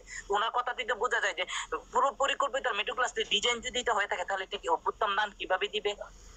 অভ্যুত্থান না, এটাকে কখনো দেওয়া যাবে না। তার মানে এটা পূর্ব পরিকল্পিত একটা জঙ্গি হামলা, একটা জোর জবরদস্ত কথাগুলো চলে আসছে। না না, আমি সমর্থন করি রিয়াজ ভাই, আপনার কথাগুলো ঠিক আছে। গণ অভ্যুত্থান 1 ঘন্টা আগের হিস্টোরি, ওই গণ অভ্যুত্থানের হিস্টোরি অনেক টানি লাভ নাই। ওটার মধ্যেই আছি। না আমার কথা বুঝেন। আমি আমার কিন্তু বারবার বলেন যে আমি স্বীকার করছি, আপনার এই কথাটা বলাটা মনে উচিত ঠিক হয় না। আপনি এটা বলতে পারেন যে আমি আমার আইডিয়াটা হয়তো বা কারেক্ট। রিয়াজ ভাই, আপনি হয়তো আমার বোর্ডের যে বর্তমান প্রেক্ষাপট, আমি কিন্তু ওই কথা থেকে ডানেও যাইনি বামেও যাইনি, ওই ঘরের মধ্যেই আছে, অভ্যুত্থানের মধ্যেই আছে, অন্যত্র কিন্তু যাইনি। কিন্তু এইটার যে ডানের একটা দৃষ্টিকোণ, বামের একটা দৃষ্টিকোণ, সামনের একটা দৃষ্টিকোণ, পিছনের একটা দৃষ্টিকোণ, সেইটাই কিন্তু বলতেছি, অন্যত্র কিন্তু যাইনি। এখানে কিন্তু খালেদা জিয়াকে টানতেছি না, আমাদের যে সাবেক প্রধানমন্ত্রী খালেদা জিয়ার কথা বলতেছি, আমাদের যে তারেক রহমান সাহেব আছে ওনাকে টানতেছি, অন্য কাউকে টানতেছি না, আমরা কিন্তু ইউনূস সরকারের যে ব্যাপারটা, আমরা কিন্তু সেটা নিয়ে কথা বলতেছি। তো এইটা ডাইনামিক, আমিও সেটাই বলছি। তাহলে এইখানে এটা নিয়ে কথা বলা যাবে, আমি সেটাই বলছি না, এটা আপনার বিপক্ষে না। না আমার বিপক্ষে না। উনি বলে যে হয়তো বা যে আমি স্বীকার করছি। ভাই আমি স্বীকার করার কিছু নাই, আমাকে জেরা করা হচ্ছে না যে আমি স্বীকার করছি। আমি আমার আইডিয়াটা বলছি, হয়তো আপনি সাপোর্ট করবেন যে এটা হ্যাঁ হয়তো এটা রাইট নয় এটা রং। আমি স্বীকার করার কিছু নাই। পরিকল্পিত হয় আবার না, এটা তো অফকোর্স, এটা তো 2 দিনের পরে। আপনি কি মনে করেন 4 আগস্ট 4 আগস্ট আমি আমার ফ্যামিলি নিয়ে এখানে থাকি আবুধাবিতে। 4 আগস্ট রাত্রে যখন আমি নর্মালি ঘুমাই 4টার পরে, একদম কন্টিনিউ। আমার হাতের কাজগুলো বাইরের কাজগুলো শেষ হয় 2টার পরে, যেহেতু আমি টুকটাক একটু ব্যবসা করি, বাসায় আসি আপনাদের এগুলো একটু দেখি। রিয়াজ ভাই, আচ্ছা রিয়াজ জি। একজন একটু ওই যে সুমন সাহেবের নিচে যে কমেন্ট আছে না, ওনাকে একটু যে আলিম বেডা না আলমির বেডা কি কি যে লিখছে, ওনাকে একটু কোথায় সুমন সাহেব কি লিখছে? সুমন সাহেবের নিচে যে টেক্সট আছে দেখেন, একটু একটু স্ক্রল করার উপরের দিকে যান, তারপর সুমন সাহেবের নিচে যে টেক্সট আছে ওইটার একটু উত্তর দেন। কয়েকজন মিলে একজনকে মেন্টালি চাপ দেওয়া হচ্ছে, এটা ক্লিয়ার? এটা কি সত্য ভাই? কয়েকজন মিলে একজনকে মেন্টালি চাপ দেওয়া হচ্ছে, মানে না এখানে মেন্টালি চাপ দেওয়ার মতো কিছু নাই। আমার যতটুকু জানা আছে, আমার কাছে জানতে চাচ্ছে, আমি পারলে জানাবো, নইলে ওনাদের থেকে জানবো, দ্যাটস ইট। Thank you. মানে আমরা যারা বুটে আছি, আমরা যারা বুটে এখন 9 জন আছি বা উপরে 47 বা 40 যে কজন আছে, তারা আপনাকে কেউ আপনার উপরে কোনো কিছু চাপিয়ে দিচ্ছি? না এটা উনি ওনার মতো ওই যে অপিনিয়ন বলেন আর ওনার থিঙ্কিং যেটা সেটাই বলছে, এখানে চাপাচাপির কিছু নাই দাদা। আমি আপনাকে বলছি, আমি এর আগেও দুঃখ বিলাসীকে পাইছি, আর রুবেল ভাই, ওনারও ভাই বলা যাবে না, উনি সিনিয়র মানুষ, আর প্রতিবাদী কণ্ঠরাও পাইছি এর আগেও কয়েকবার। আপনার জুনিয়র? আমি হ্যাঁ, আপনার জুনিয়র কে? রুবেল ভাই? ও প্রতিবাদী কণ্ঠ দেখি নাই। হ্যাঁ হতে পারে। আর উপরে যিনি বসে আছেন উনি রুবেল ভাই সমবয়সী, আর ডান দিকে যিনি বসে আছেন উনি হয়তো আমাদের সমবয়সী হবে, এরকম হইতে পারে, আমি শিওর না। তবে এখানে সরি, আমি যেটা বলতে গেছিলাম, না যে টপিক যেটা বলতে গেছিলাম, 4 তারিখ রাত্রে আমি যখন শুইতে যাই তখনও 4টা 4:30 আমার, যদি ভুল না করি। আপনার ভাবি আমার জিজ্ঞেস করতেছে কি বুঝো, মানে আর্মি যে নাইমা গেল। আমি এক কথাই বলি, আমি এখানে আবুধাবিতে আমার ম্যাক্সিমাম লোকজন পরিচিত সব আওয়ামী লীগের, একদম হাই প্রোফাইল থেকে মোটামুটি প্রত্যেকটা কমিটির সভাপতি সেক্রেটারি আমি খুব কাছ থেকে দেখছি, চিনি। ভাই একটু রাগ করেন না, একটু সময় কিছু আপনার কথাটা কন্টিনিউ করবো। যারা জয় বাংলার লোক বসে আছেন, ফালতু কমেন্ট গুলা যখন আসে তখন কি আপনাদের হাত দিয়ে জয় বাংলা লেখা ফালতু কমেন্ট গুলা কি উপরের দিকে দিতে পারেন না? কেন বসে আছেন? কন্টিনিউ করেন রিয়াজ ভাই।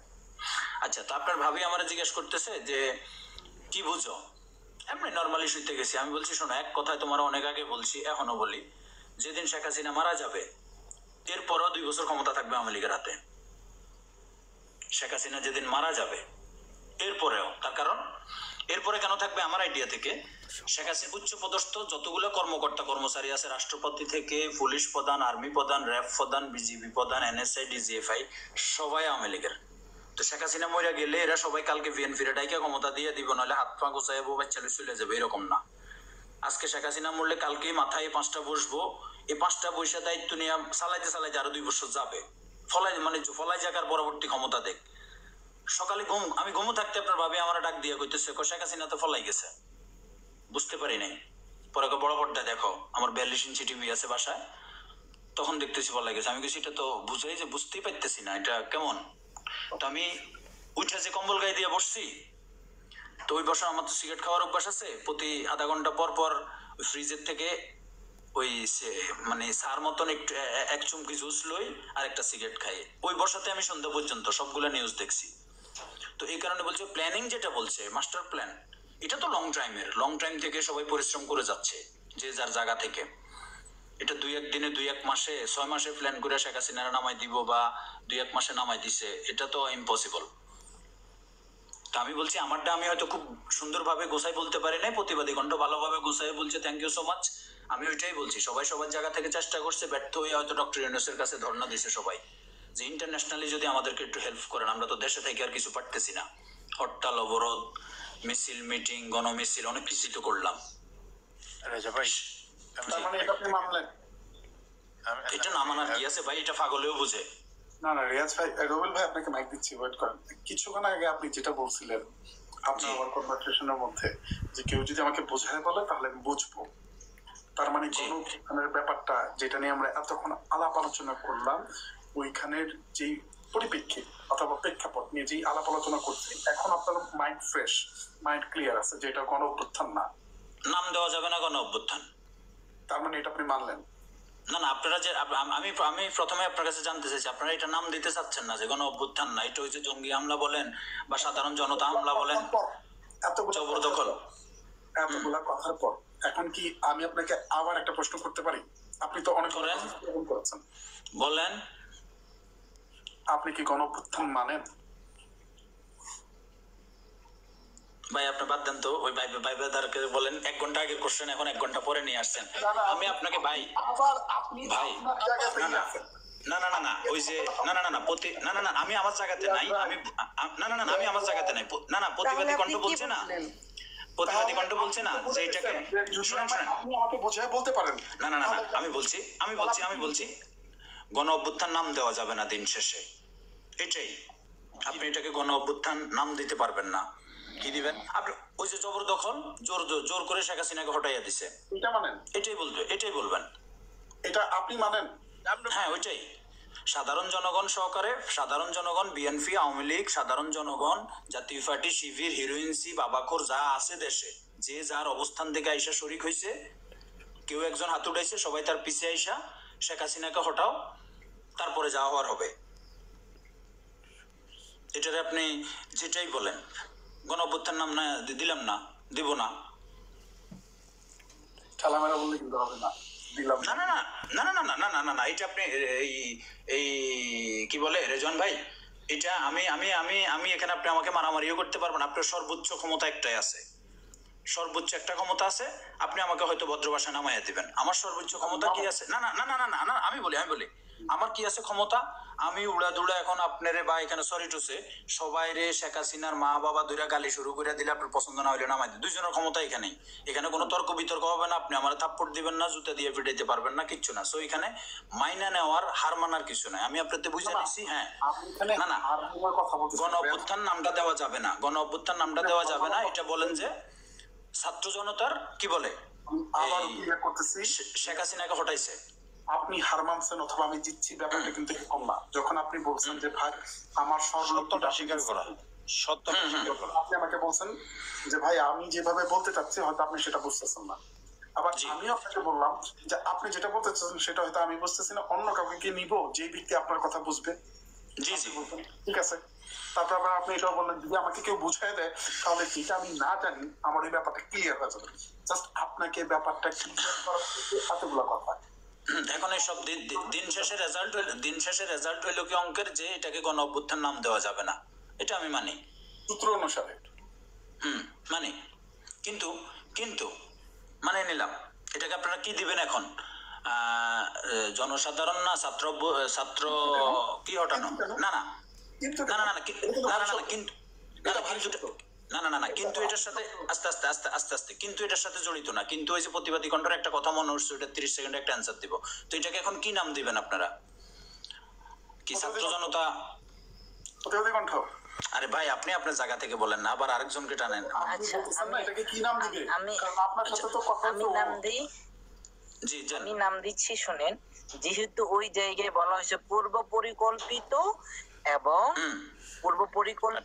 উনি ওনার সাথে যে হয়েছে অপকর্ম হয়েছে সেটার প্রতিশোধ নিতে আসছে, মেটিকুলাসলি ডিজাইন, বুঝছেন? তো সেই জায়গা থেকে তাহলে আমি বলবো যে এটা একটা সন্ত্রাসী হামলা, জঙ্গি হামলা এটা তারা করা হয়েছে একটা গণতান্ত্রিক সরকারকে হাঁটানোর জন্য। শুনেন আপনি যে এই না আরেকটু মানে এই একটু আমি জানি না যদিও কিভাবে বলবো, আপনি যেটা জঙ্গি হামলা বলছেন না এই প্রতিবাদী ভাই, আমি খুব বড় মানুষ না, কাউকে আমি বুঝাইতে পারবো না। এই একটা কথা বলি, স্বাধীনতা বিরোধী, রাজাকার, আল বদর, আল শামস, এই যে একটা ক্যাসেট ছিল আওয়ামী লীগের নেতৃবৃন্দর অথবা শেখ হাসিনার, ঈদের নামাজে গেল এই কথা বলতো, বাবার কবর দোয়া করতে গেল এই কথা বলতো, সাংবাদিক সম্মেলনে কথা বলতো, ওই জাপান থেকে সফর করে আসছে কথা বলতে। এই একটা ক্যাসেট বাজাইতে না একদম লাস্টে এসে মুখ ফসকাইয়া আবার পোলাপাইনের মাঝখানেও বাইরে হয়ে গেছে, আমার কি রাজাকাররা কোটা পাইবো নাকি মুক্তিযুদ্ধের নাতিপোতারা পাইবো, এই এক কথায় দেশ ছাড়ি ফেলতে হয়েছে। তো এই জঙ্গি এগুলো আর বললেন না ভাই, জঙ্গি বলতে এগুলা বলেন। এখানে ভ্যারাইটি জঙ্গি কি, জঙ্গি হামলা হইলো মাঝে মধ্যে ওই যে বাংলা ভাই, তারপরে কি শাহেক আব্দুর রহমান ছিল, ওরা খানদানি জঙ্গি ছিল। না ওরা খানদানি জঙ্গি ছিল, ওদের জঙ্গি প্রোডাকশন ছিল, ওদের জঙ্গি বলতে পারেন, প্রোডাকশনটাই জঙ্গি, ওখান থেকে শুরু, ওরা ছিল জঙ্গি। এখন এখানে বিএনপি, আওয়ামী লীগ, জাতীয় পার্টি, শিবির 4 দল মিলা কাজ করে শেখ হাসিনারে এই দেশ ছাড়া করাইছে বা শেখ হাসিনারে হটাইছে। আপনি এটার জঙ্গি এক নাম কিভাবে দিবেন? জঙ্গি এখানে আসবো থেকে? আপনার মাইক কি ওপেন হবে?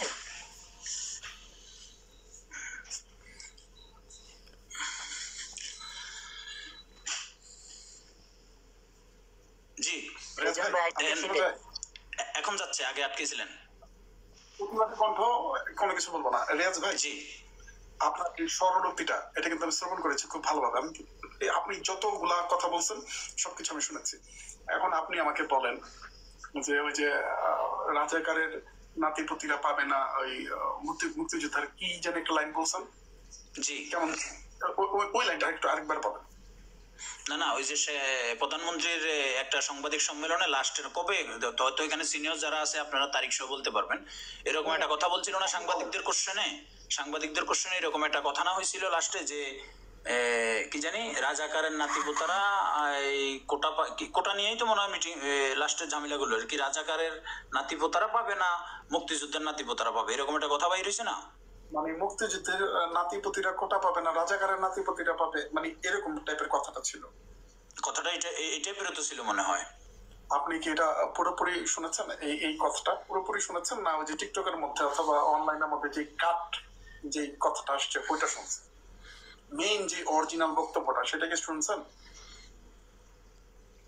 পুরোটা শুনি নাই মনে হয়, পুরো ভাষণটা তো শুনতে পারি না, বেশিরভাগ তো কাটপিস গুলো আসে, মূল পয়েন্ট গুলা যেগুলা নিয়ে সমালোচনা হয়, ভেজাল হয়। আমি আপনাকে রিকোয়েস্ট করবো পার্সোনালি, যদি আপনি কখনো সময় পান তাহলে ওই বক্তব্যটা পুরো শুনবেন। তারপরে যদি আপনার মনে হয় ওই বক্তব্যটা শোনার পর যদি মনে হয় যে আপনার আমাদের সবার ওই বক্তব্যের পরে রাস্তায় নামা উচিত, তাহলে আমি নতুন করে নামবো। আচ্ছা, আমি সুযোগ পেলে শুনবো। থ্যাংক ইউ ভাইয়া। আপনাকে কাউন্টার দিচ্ছি না, আপনাকে প্রতিহত করতেছে না, কিচ্ছু করতেছে না। ওই বক্তব্যটা যেটা অরিজিনাল শোনার পর যদি আপনার মনে হয় ওই বক্তব্য শোনার পর অরিজিনাল যেটা আপনার আমার রাস্তায় নামা উচিত, তাহলে নতুন করে রাস্তায় নামবো আন্দোলন করতে। আচ্ছা, ইনশাআল্লাহ আমি এটা আপনাকে পার্সোনালি প্রমিস করতেছি। আচ্ছা, বলেন, মুরব্বীকে কিছু বলতে দেন, রুবেল ভাই উনি আপনারা বলতে পারবেন থেকে একটু বেরিয়ে আসে। এখন আমরা মনে করেন XYZ যেভাবে হোক, ষড়যন্ত্র করে হোক, জঙ্গি হামলা করে হোক, ডাকাতি করে হোক, বা ছাত্র জনতার আবেদনে হোক, বা আমেরিকার 29 মিলিয়ন ডলার পে হোক, যেভাবে হোক, উনি তো রাষ্ট্রের দায়িত্বে আছে এখন, হয়ে গেলেন। জি, রাষ্ট্র পরিচালনার দায়িত্ব পেলেন। জি, কেন নিলেন এই দায়িত্বটা?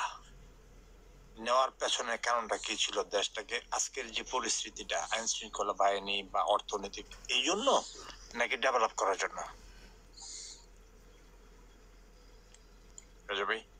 এটা তো আসলে উনি নিজেই বলতে পারবে। আমার তো মনে হয় না ডেভেলপের জন্য। ডেভেলপ যা হবে, যদি কিছু পাইয়া থাকে উনি মানে কি বলে এটা, বিদেশি অনুদান গুলাকে কি বলে আপনারা? অনুদানই তো বলে নাকি? জি, বিদেশি অনুদান ওগুলা হয়তো ওনার ফেস ভ্যালুতে যদি কিছু ছায়া মানুষ থেকে আনে, অথবা কেউ ওনাকে দেখা বলে যে হ্যাঁ তোমার লাগলে আমি তোমাকে দিব, তো সেটা হয়তো অটোমেটিকলি হচ্ছে আর, বা উনি কিছু ট্রাই করছে। কিন্তু অরিজিনালি ওই যে আমি আপনাকে একবারই বললাম, একদম প্রথমেই বলছি, টুপ দিয়া পদ্মা সেতুতে ফেলে দিব। উনি হয়তো ওই সুযোগটা, মানে ওই প্রতিশোধটা নেওয়ার জন্যই শ্রম কম দিয়ে। একজন ব্যক্তি আরেকটা কথা লিখছে, ওনার নামটা একটু ভালো করে পড়েন তো, আর আপনি পার্সোনালি ওনাকে একটু বলেন যে আসতে। আপনি পার্সোনালি রিকোয়েস্ট করেন। এই যে একজন কি আর এত প্রশ্নের উত্তর দিতে পারবে? এটাই ওনার নামটা পড়ে ওনাকে একটু পার্সোনালি বলেন আসতে। ও এবি আলিম রাবেয়া, এটা লাগে লেডিস। ওনাকে কোলে নেন। না আমি নিব না, দরকার কি? ভাইকে বলতে সিরিয়াস, ভাইকে বলতেছি ওনাকে রিকোয়েস্ট করেন যাতে উনি আসে। একজন কি আর এত প্রশ্নের উত্তর দিতে পারবে? পারতেছি তো ভাই, এখানে প্রশ্নের কিছু না, এখানে ওই গোল মিটিং মানে সার আড্ডার মতো হচ্ছে। যার পেটে যা আছে তা নিয়ে আলোচনা হচ্ছে, মাঝখানে কেউ ভেটো দিচ্ছে, কেউ হেল্প করতেছে, এতটুকু আমার কাছে এরকমই মনে হচ্ছে। আচ্ছা, কলে আসতে চাই ভাই, আপনি যদি কলে আসতে চান তাহলে লিখেন অথবা কল করেন, উনি অ্যাকসেপ্ট করবে আপনাকে। আচ্ছা দেখি ওনাকে উঠাই ভাই কি বলে। যদি আচ্ছা উঠানোর ব্যাপারে তো আপনারা বলতে পারবেন, আমি জানি না ভাই, আমি এত কিছু দেখি না। ওনার যদি উল্টা কথা বলতে মন চায় উনি আসুক, অবশ্যই আসুক। হ্যাঁ, ওনার জন্য একটা উইন্ডো ফাঁকা আছে, উনি আসতে চলে আসতে পারবে। ওনার যত জ্বালাময়ী বক্তব্য আছে, জ্বালাময়ী মন্তব্য আছে, যা কিছু আছে, ওই ফাঁকা উইন্ডোতে আইসা উনি। আপনি রেজন ভাই যাই কিছু বলেন, এই যে এবি আর ইমরান ভাইয়া, ওনার কিন্তু অনেক মেধা, ওনার কমেন্টসে বোঝা যাচ্ছে, ওনার কিছু আমরা জানতে পারবো, শিখতে পারবো। ভাই আপনি আসেন, আমি আশা করি আপনার যে মেধা, যে কথাগুলো বলতেছেন অনেক সত্য এবং সুন্দর কথা বলতেছেন, আমরা অনেক কিছু শিখতেও পারবো। বুঝছেন, আমরা জানা এবং শিখতে চাই, ইনশাল্লাহ আসেন আপনি। যদি পারেন আমাদেরকে নতুন করে ধাক্কায় ওই যে উপদেষ্টা সরকারের ইসে ফালাই দেন, কি বলে এটাকে, দলে ফালাই দেন, যিনি সংস্কার করতে আসছে, যদি পারেন, যদি আপনার এমন কিছু বলেন ভাই আপনার ওনাদের দিনে আমরা পড়ে যাই। ভাই আমি অনেকগুলো কমেন্ট করছেন, আপনি কি এখানে তো অনেক রকম অনেক কথাবার্তা আসতেছে। এই দিন শেষে তত্ত্বাবধায়ক সরকার বলেন, উপদেষ্টা কমিটি বলেন, এরা আওয়ামী লীগ বিরোধী, এটা আপনিও জানেন, বিএনপিও জানে, তারেক রহমানও জানে, জামাত, সবাই জানে। কিন্তু আমার মনে হয় হ্যাঁ, শেখ হাসিনাকে প্রেসার কিট করে পাঠাই দেওয়া বা ওই মুহূর্তে আত্মরক্ষার্থে উনি ওই জায়গা ছাড়ি চলে যাওয়া, সেটা হইলো ডিফারেন্ট হিস্টোরি। কিন্তু না আমি কিন্তু আমরা যারা আছি আমরা যেটা বলবো আমাদের দলের পক্ষে বলবো, আপনি যেটা বলবেন সেটা সত্য হচ্ছে না। কেন আমিও তো আপনাদের বিরুদ্ধে বলবো, তো আপনি সেটা সাপোর্ট কেন করবেন? আপনি বিরুদ্ধে বলতে পারেন, কিন্তু আমাদেরকে এটা হজম করতে হবে, কারণ আপনি যেটা বলছেন না সেটা রং হলে আপনি কেন হজম করবেন? এই যে এই থাকবো এনার, আসসালামু আলাইকুম, goodbye, thank you so much. না আমার কাছে যেটা মনে হয়, আমি সর্বপ্রথম দিনও বলছি হ্যাঁ, শেখ হাসিনা একটা পরিস্থিতির কারণে চলে গেছে, ওইখানে হয়তো 100-200 আর্মি এনএসএ ডিজিএফআই মোতায়েন করলে থাকতে পারতো, কিন্তু রক্তক্ষয়ী সংঘর্ষ হয়ে যায়, তো সাধারণ পাবলিক তো আর আর্মি গুলি করে মারতে পারতো না। আর্মি এনএসএ ডিজিএফআই এসএসএফ যদি গুলি করতো, ব্রাশ ফায়ার করে দিলে শত শত লোক মরে যেত, রক্তের বন্যা বয়ে যেত। ওই সিচুয়েশনটা না কইরা ঠিক আছে, পরিস্থিতি খারাপ, আমি সরে যাই আপাতত, ঠিক আছে, প্রেসারের মাধ্যমে হোক আপনি চলে যান, আচ্ছা ঠিক আছে আমি চলে যাই, আপাতত সরে যাই, কিন্তু ওইটা নিয়ে বিতর্ক করে লাভ নেই। কিন্তু এরপরে আপনি দেখেন গত 15 বছরে আওয়ামী লীগের 500-র উপরে এমপি হয়েছে। তার মানে 1 থেকে 150 এমপি এরা শেখ মুজিবের আমল থেকে শুরু করছে, এখন পর্যন্ত আছে। আর বাকিগুলা প্রতি 5 বছর পর শেখ হাসিনা চেঞ্জ করছে, আসো তুমি সরে যাও, তুমিও কিছুদিন চালাও।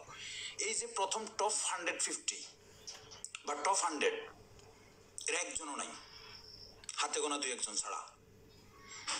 আজকে আপনি তত্ত্বাবধায়কের দোষ দিবেন, এর দোষ দিবেন, ওর দোষ দিবেন, খালি মাঠে সবাই গোল করতে চায়।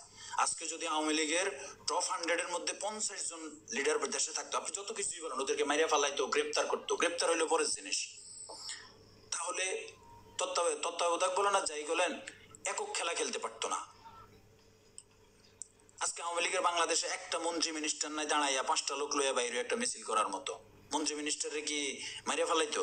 দেশে যারা ছিল তারা আস্তে আস্তে গ্রেপ্তার হচ্ছে, কাউকে কিন্তু মাইরা ফালায় নাই এখন পর্যন্ত। হ্যাঁ, গুম হয়েছে, এটা আগেও হয়েছে। কারা? ছাত্রলীগ, ছাত্রদল, যুবদল, যুবলীগ, কৃষক দল, কৃষক লীগ, গ্রামে গঞ্জে। মহাসচিবকে গুম করে নাই, মহাসচিব গুম হয় নাই, বেগম খালেদা জিয়া গুম হয় নাই, ওবায়দুল কাদের থাকলেও গুম হইতো না, কিচ্ছু হইতো না। তো এই যে টপ 100 যদি থাকতো, টপ 100 কিন্তু কেউ দৌড়াই পার করে নাই, ওরা এমনি চলে গেছে। তত্ত্বাবধায়কের মাঝখানে যে 2 দিন সময় পাইছে, ওই 2 দিনে ওরা সরে গেছে। জি, জেলের ভিতরে চারজন নেতাকে জেলের ভিতরে হত্যা করা হয়েছে। এরকম অনেক হত্যা হয়েছে, এগুলা বলে লাভ নাই ভাই, এগুলা বলে লাভ নাই। সবাই হত্যা করে ফেলতো, তাহলে কিভাবে বলেন তারা সেফটি, তাদের কিছু হইতো না? এই কথাটা আপনি কিভাবে বললেন? যে জায়গায় জেলের ভিতরে চারজন নেতাকে হত্যা করা হইলো, ভাই ভালো থাকেন। কারে হত্যা করছে? ভালো থাকেন, আল্লাহ হাফেজ। ভাই প্রতিবাদী কণ্ঠ চালিয়ে যাও। ভালো রেজন ভাই রুবেল ভাই যাইতেছেন গা, থাকেন না, আপনার সাথে কথা হয় নাই, কি অবস্থা আছেন? নি ভালো? নামাজ পড়তে হবে রেজন ভাই। আমি- ভাই আমার আমি প্রায় 1.5 ঘন্টা থেকে 2 ঘন্টা জামাতের বুটে চিল্লাচিল্লি করেছি। আচ্ছা আচ্ছা আমি আলিবের বোর্ডের কথা বলেছিলাম অনেক। আমি একটা জামাতের বুটে উঠছিলাম, চিল্লাতে চিল্লাতে দেবাং নষ্ট করে লেছি। আচ্ছা, যেহেতু আপনি রেস্ট দরকার, আপনি রেস্টে যান, আমি কন্টিনিউ করবো। ভাইরা যেহেতু আছে, ভাইদের সাথে একটু কথাবার্তা বলি। এখন এই রেস্ট ভাই আপনি কন্টিনিউ করেন। এই প্রতিবাদী কণ্ঠ ভাইয়া বলছিলেন যে 60 জনকে জেলের ভিতরে মেরে ফেলছে, তো 60 জনকে মেরে ফেলছে, মারার ভয়ে আপনারা চলে গেলেন দেশ থেকে। গত 15 বছর রাজত্ব করতে এই ভয়টা ছিল না? আনিসুল হকের কি হয়েছে? সালমানের প্রমাণের কি হয়েছে? ফলকের কি হয়েছে? দীপুমনের কি হয়েছে? হয়তো রায় হইব, 50 বছর জেল, ফাঁসি হবে, যাই হোক, ধরা খাইছে। কি হয়েছে এদের? রিমান্ডে নিছে, নির্যাতন করছে, ঘুম নষ্ট করছে, এদেরকে তো আর কাট দিয়া পিটাই নাই ভাই। একটা ছাত্র ধরে নিলে যে রিমান্ডে যে হাঁটুতে পিটাইবো, ওইটা আপনার আনিসুল হকরে সম্ভব হবে না, ওইটা মির্জা ফখরুলের সম্ভব হবে না, সব দলেই আছে। আপনি যেটা বলছেন যে একদম যান বাঁচানোর জন্য চলে গেছে, থাকলে মরে যাইতো, তো থাকলে মরে যাইতো, এটা রাজনীতি করার সময় আপনার চিন্তা ছিল না? আমি যেহেতু রাজনীতি করি, আমি আমাদের বিএনপির কিছু লোক, না শোনেন, আমি আমাদের বিএনপির কিছু লোকরা মাঝে মধ্যে বলতাম, আমার মামা, আমার আপন মেজো মামা সিএসএফ এ চাকরি করে, যেটারে বাংলা ভাষায় বলে খালেদা জিয়ার বডিগার্ড, নুননবী। তো আমি দেশে গেলে একবার সৌভাগ্য হয় ওইদিকে যাই একটা চক্কর মারার।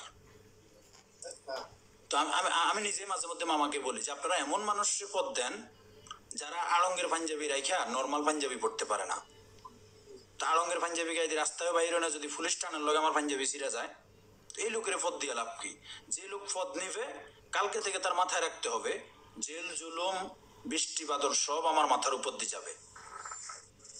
তো এত বড় বড় ভাগা ভাগা নেতারা আওয়ামী লীগের, আমি আপনাকে শুধু একটা কথা বলি কথার মাঝে, এটা আমার মাইন্ডে লাগছে, আমি জানি না আপনারা কে সাপোর্ট করবেন না করবেন।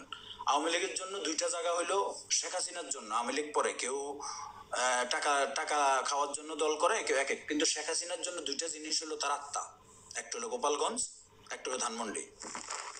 রাইট রাইট কিনা? না রাইট না, কেন?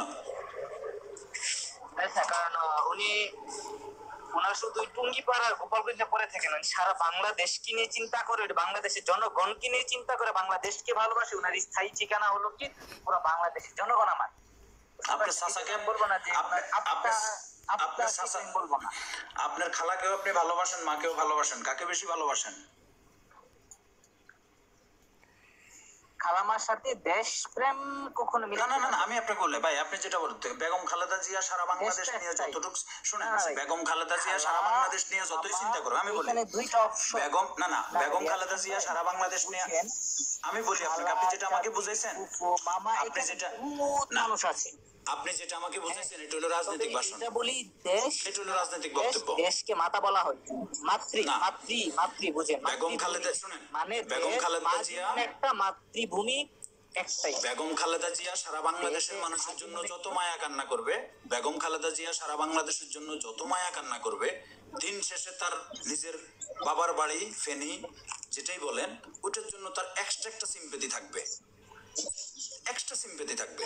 আমি আপনাকে সেটাই বলছি, প্রধানমন্ত্রী যখন হয়েছে সারা বাংলাদেশে আওয়ামী লীগ যুবলীগের কর্মীর জন্য তার টান থাকবে, কিন্তু ধানমন্ডির জন্য তার পৃথিবীর সবচেয়ে বেশি মায়া কান্না থাকবে, আত্মাতে সবচেয়ে বেশি লাগবে ধানমন্ডি আর গোপালগঞ্জ। ধানমন্ডি তো আমি আজকে দেখতেছি মাননীয় প্রধানমন্ত্রীর চাইতে আমাদের হৃদয়। আরে ভাই, আপনি শুধু আপনি সেটা, আমি আপনাকে শুধু প্রধানমন্ত্রীর কোশ্চেনটা করছি। প্রধানমন্ত্রীর আত্মাতে লাগার মতো দিন শেষে যে বাংলাদেশের যদি 1,00,000 কোটি ঘর ভাঙ্গা যায়, উনি হয়তো কানবে, সমাধা দিবে, কিন্তু দিন শেষে না, উনি একটা কথা বলেছেন ওই দিনের ভাষণে, শুনেন নাই? বাড়ি ভাঙা গেলে বাড়ি ভাঙা যাবে, পাথর ভাঙা গেলে ভাঙা যাবে। উনি তারপরও দেশের মানুষ জনগণের কথা চিন্তা করে, দেশের মানুষ যাতে ভালো থাকে, জনগণ যেন ভালো থাকে। উনি ওই দিন বক্তৃতা এই কথাই বলছে, বললে ভাই দেশের ইট পাথরের একটা বাড়ি ভেঙে দিলে আমি আবার করতে পারবো, কিন্তু আমার একটা জনগণ, একটা মানুষ যদি হারিয়ে যায়, তারা যদি হয় তাকে ফিরে পাবে না। আপনি চিন্তা করেন, এরপর উনি দেশকে নিয়ে চিন্তা করছেন, কিছু পরে উনি কার কথা বলছেন? কি বলছে? আপনারা শুনেন, আমরা এখানে এই প্রতিবাদী কণ্ঠ ভাই, আমরা এখানে কোনো রাজনৈতিক বক্তব্য দিই না, আমরা এজ এ ফ্রেন্ডশিপ কথাবার্তা বলি। আপনি যে রাজনীতির ভাষণের দিকে চলে গেলে লাভ হইব কি? এটা খালেদা জিয়া, তারেক রহমানও 17 বছর বিদেশে বসে বসে অনেক না আমি বলি তারেক রহমান বিদেশে বসে বসে অনেক দুধের দুইয়া তুলসী পাতা কথা বলে। আপনি কি মনে করেন তারেক রহমান কালকে দেশে প্রধানমন্ত্রীর দায়িত্ব পাইলে 1 টাকাও ঘুষ খাইবো না, 1 টাকাও চুরি করবো না, একদম বাইতুল মোকাররমের ইমাম সাহেব হয়ে যাবে উনি?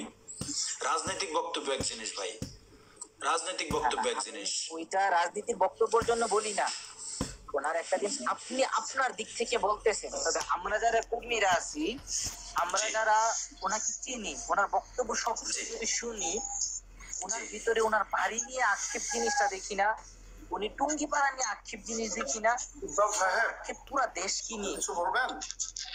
আমি আপনার আক্ষেপের কথা বলি না, দেশের মানুষ আপনার বোর্ডে তো স্যার কথা বলা জানে, সেজন্য কিছু বলি না, সালামটা দিলাম, শুনতেছি। আচ্ছা, ওয়ালাইকুম আসসালাম। আপনি কিছু বলতে চান?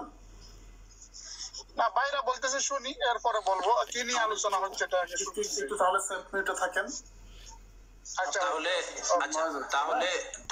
তাহলে প্রতিবাদী কণ্ঠ তাহলে আমি প্রতিবাদী কণ্ঠ থেকে এটাই বুঝলাম যে ধানমন্ডি নিয়ে স্পেশাল শেখ হাসিনার কোনো সিম্পেথি নেই, শুধু এটা বলেন। স্পেশাল সিম্পথি পাওয়ার কোনো কিছু না ভাই আরে আমি একটু অ্যাড করতে চাই, জি, ধানমন্ডি 32 হলো শুধু শেখ হাসিনার বাড়ি না ভাই, এটা না, এখানে যেহেতু শেখ হাসিনা নিয়ে কোশ্চেন আসছে, আমি বলি জানি শত কোটি মানুষ এখানে কানবে। রাজনৈতিক ভাবে নিচ্ছি না, বঙ্গবন্ধুর রাজনৈতিক নিয়ে যদি আলোচনা করি সেটা ভিন্ন খাতে নিতে পারি। জি, টঙ্গীবার যেটা আমাদের নেত্রীর মাতৃভূমি বা খালেদা জিয়ার মাতৃভূমি বা যারই মাতৃভূমি বলে, জি, তা তো থাকবে। এটাই বলছি আমি, সারা বাংলাদেশ নিয়ে শেখ হাসিনার চিন্তা আছে, কিন্তু 32 নম্বর নিয়ে তিনার আত্মাতে লাগার মতো নিজেরা নিজে কখন 32 শুধু পার্সোনালি শেখ হাসিনা যে তার অধিকার। ভাইয়া আমি আপনারা 5 কোটি লোকের কথা বলি নাই, এখানে কাদের সিদ্দিকীর চোখে এসে পানি এসে গেছে অনেকের, আমি কিন্তু আমি বলছি ধানমন্ডি 32-এর ইতিহাস, আমার বয়স 52। আমি ইতিহাস আমি শুধু একটা মানুষের কথা মেনশন করছি এখানে স্পেশালি, যেহেতু ওনার বাবার ঐতিহ্য আছে এখানে, ওনারা ছিলেন এখানে, এটাই পার্সোনাল অভিব্যক্তি না রিয়াজ খান ভাই, এটা আপনার পার্সোনাল অভিব্যক্তি। আপনার মনে হচ্ছে যে মাননীয় প্রধানমন্ত্রী এটা হতে পারে, কিন্তু আমার অভিব্যক্তি মনে হচ্ছে না উনি দেশের মানুষের কথা চিন্তা করে। মিজান ভাইয়ের অভিব্যক্তি হচ্ছে না এই ধানমন্ডির বাড়িটা হচ্ছে গেলে আমাদের 18 কোটি মানুষের একটা জায়গা, ভালোবাসা জায়গা, যেটাকে স্বাধীনতার ঘোষণা আসছে, যেটা থেকে আপনার আমি কিন্তু একবারও কোশ্চেন করি নাই যে শুধু শেখ হাসিনা ছাড়া বাংলাদেশের কেউ এই ধানমন্ডিকে সম্মান করে না। আমি বলছি আওয়ামী লীগও তো আওয়ামী লীগ তো করেই আমাদের পূর্ব, যেমন দেখেন আমার বাবার কাছে বিএনপির লোকজন যাইতো, আপনি একটু আমাদের ভোট করেন, আপনি ডাক্তার মানুষ, আপনি কটা ভোট আন। আমার বাবা প্রথমেই বলে দিত আমার ভোট কিন্তু আমি জাতীয় পার্টিকে দিব, আমি তোমাদের জন্য 2টা ভোট আইনে দিতে পারি, কিন্তু আমারটা কিন্তু আমি জাতীয় পার্টিতে দিব। তো ওই রকম বলছি, ধানমন্ডি নিয়ে আওয়ামী লীগ তো আছেই, অনেক পুরানা বাপসাসারা যারা, তাদেরও মানে একটা সম্মান বোধ আছে ধানমন্ডিতে, আমি সেটা বলি নাই। হাজার মানুষের আছে, কোটি মানুষের আছে। আমি বলছি শেখ হাসিনার নিজের বাবার অবদান, বাবা থাকতো এখানে, বাবার সকল চিহ্ন এখানে আছে, সব পৃথিবীর সবকিছুর চাইতে যত কিছু মায়া কান্না, যত আদর ভালোবাসা আছে, সবকিছুর চাইতে 1 ফোঁটা হইলেও বেশি আছে ধানমন্ডির জন্য। আপনি সেটা স্বীকার করেন কিনা? না, এটা স্বীকার, আমি পার্সোনাল ভাবে স্বীকার করবো, আমি আপনার সাথে সহমত পোষণ করছি। এইভাবে এতটুকুই শেষ, আমি সেটাই বলছি, এতটুকুই। আজকে আসেন আমি বলি না, আর কিন্তু দরকার নাই, সেটাতেই শেষ। আমি এই কারণেই কোশ্চেনটা করছি, এটা কিন্তু কোনো নেগেটিভ কোশ্চেনের জন্য না, আমি কোনো নেগেটিভের জন্য না, আমি সেই সুবাদে আপনার সঙ্গে আমি সহমত করছি। আচ্ছা, আমি এই কারণে বলছি যে কিছু অজ্ঞ মানুষ আর কিছু খারাপ মানুষ, আচ্ছা এই ধানমন্ডিতে শেখ হাসিনা আমি মাঝে মধ্যে বেশিরভাগই কথার মাঝে শেখ হাসিনা বলে ফেলি, প্রধানমন্ত্রী বলাটা উচিত সাবেক হলেও। তো এমন একটা মানুষের নমিনেশন দিছে, আপনি আপনার ঘরের পাহারা যদি একটা অনভিজ্ঞ মানুষকে দিয়ে যান, আপনার ঘর চুরিয়ে দিতে সময় লাগবে না। আমি বিদেশ চলে আসছি, আমি যদি আমার পাশের এলাকার একজনকে আমার ঘরের চাবি বুঝে দিয়ে আসি, এটা নিরাপদ না। আমি দিতে হবে আমার বাড়ির কাছের কাউকে যে 24 ঘন্টা দেখাশোনা করতে পারবে। এই ধানমন্ডি থেকে ফেরদৌস নির্বাচিত হয়েছিল না? ফেরদৌস দাদা ভাইরা, আমি ছোট্ট করে একটা কথা বলি, আমাকে একটু কথা বলার সময় দিবেন। আমি একটু শেষ করি। ঠিক আছে বলেন। আচ্ছা, আমার মনে হয় রেজন ভাই ধানমন্ডি এলাকাতেই ফেরদৌস হোসেন নির্বাচিত, নায়ক ফেরদৌস। আপনি আপনার জানা থেকে বলতে থাকেন, আমরা শ্রবণ করবো। না আমার মনে হচ্ছে এই যে কথাটা বলেন, আমি রং বললে আপনি কেন সেটাকে ইয়েস বলবেন? আপনি যখন শেষ করবেন তখন তো আমি কথা শুরু করব। না আমি যদি না হয়তো আমি প্রথমেই বলছি, আমার মনে হয় ধানমন্ডি এলাকাতেই তো নায়ক ফেরদৌস হোসেন নির্বাচিত, এটা তো রাইট? এখন শেখ হাসিনা তার নিজের বাড়ির, নিজের বাপ দাদার যে ঐতিহ্য, যে স্মৃতিগুলা ছিল, ওই জায়গার দায়িত্ব এমন একটা মানুষকে দিছে। আমি দেখছি ফেরদৌসী স্টেজ উঠে বলতেছে, আফা আপনাদের দুইজনের দায়িত্ব আমি নিয়ে নেব। আপনি বাংলাদেশ থেকে শেখ হাসিনা চলে গেছে, নো কমেন্টস। আওয়ামী লীগ চলে গেছে, নো কমেন্ট। 2000 মানুষ হত্যা হয়েছে, নো কমেন্টস। এই ধানমন্ডি ভাঙ্গার পরে আজকে 1 মাসের মধ্যে দেখি নাই হাজার হাজার মানুষ কমেন্টস করছে, টিভিতে ব্রিফিং দিছে, কানছে, ফেসবুকে স্ট্যাটাস দিছে। আজ পর্যন্ত যেই এমপি বানাই দিচ্ছে সেই এমপিরই দেখি নাই একটা ভিডিও ফুটেজে আইসা নিজের ফেসবুক পোস্টে নইলে কোথাও ইউটিউবে দিতে যে আমি সরি, আমি এই দায়িত্বটা আমি পারলাম না, এই দায়িত্বটা আমাকে দেওয়া হয়েছে। এমন মানুষ ওই জায়গাতে বসাইছে, এমন মানুষকে বসাইছে।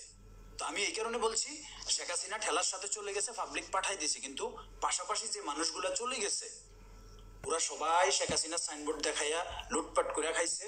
ওনার ভালোটারও ভালো বলছে, খারাপটারও ভালো বইলা ওনার মাথাটাই এক সময় নষ্ট করে দিছে। শেষ পর্যন্ত ওরা কিন্তু বাঁচি গেছে। এখন যারা দেশে ধরা খায় এরা শেষ আমলের এমপি হয়েছে। এরা এখনো কিছু বুঝে ওঠার আগেই, এরা 5 কোটি খরচ করছে কিন্তু এখনো কামাইতে পারে নাই 5 কোটি। এরা কিন্তু ধরা খাইতেছে।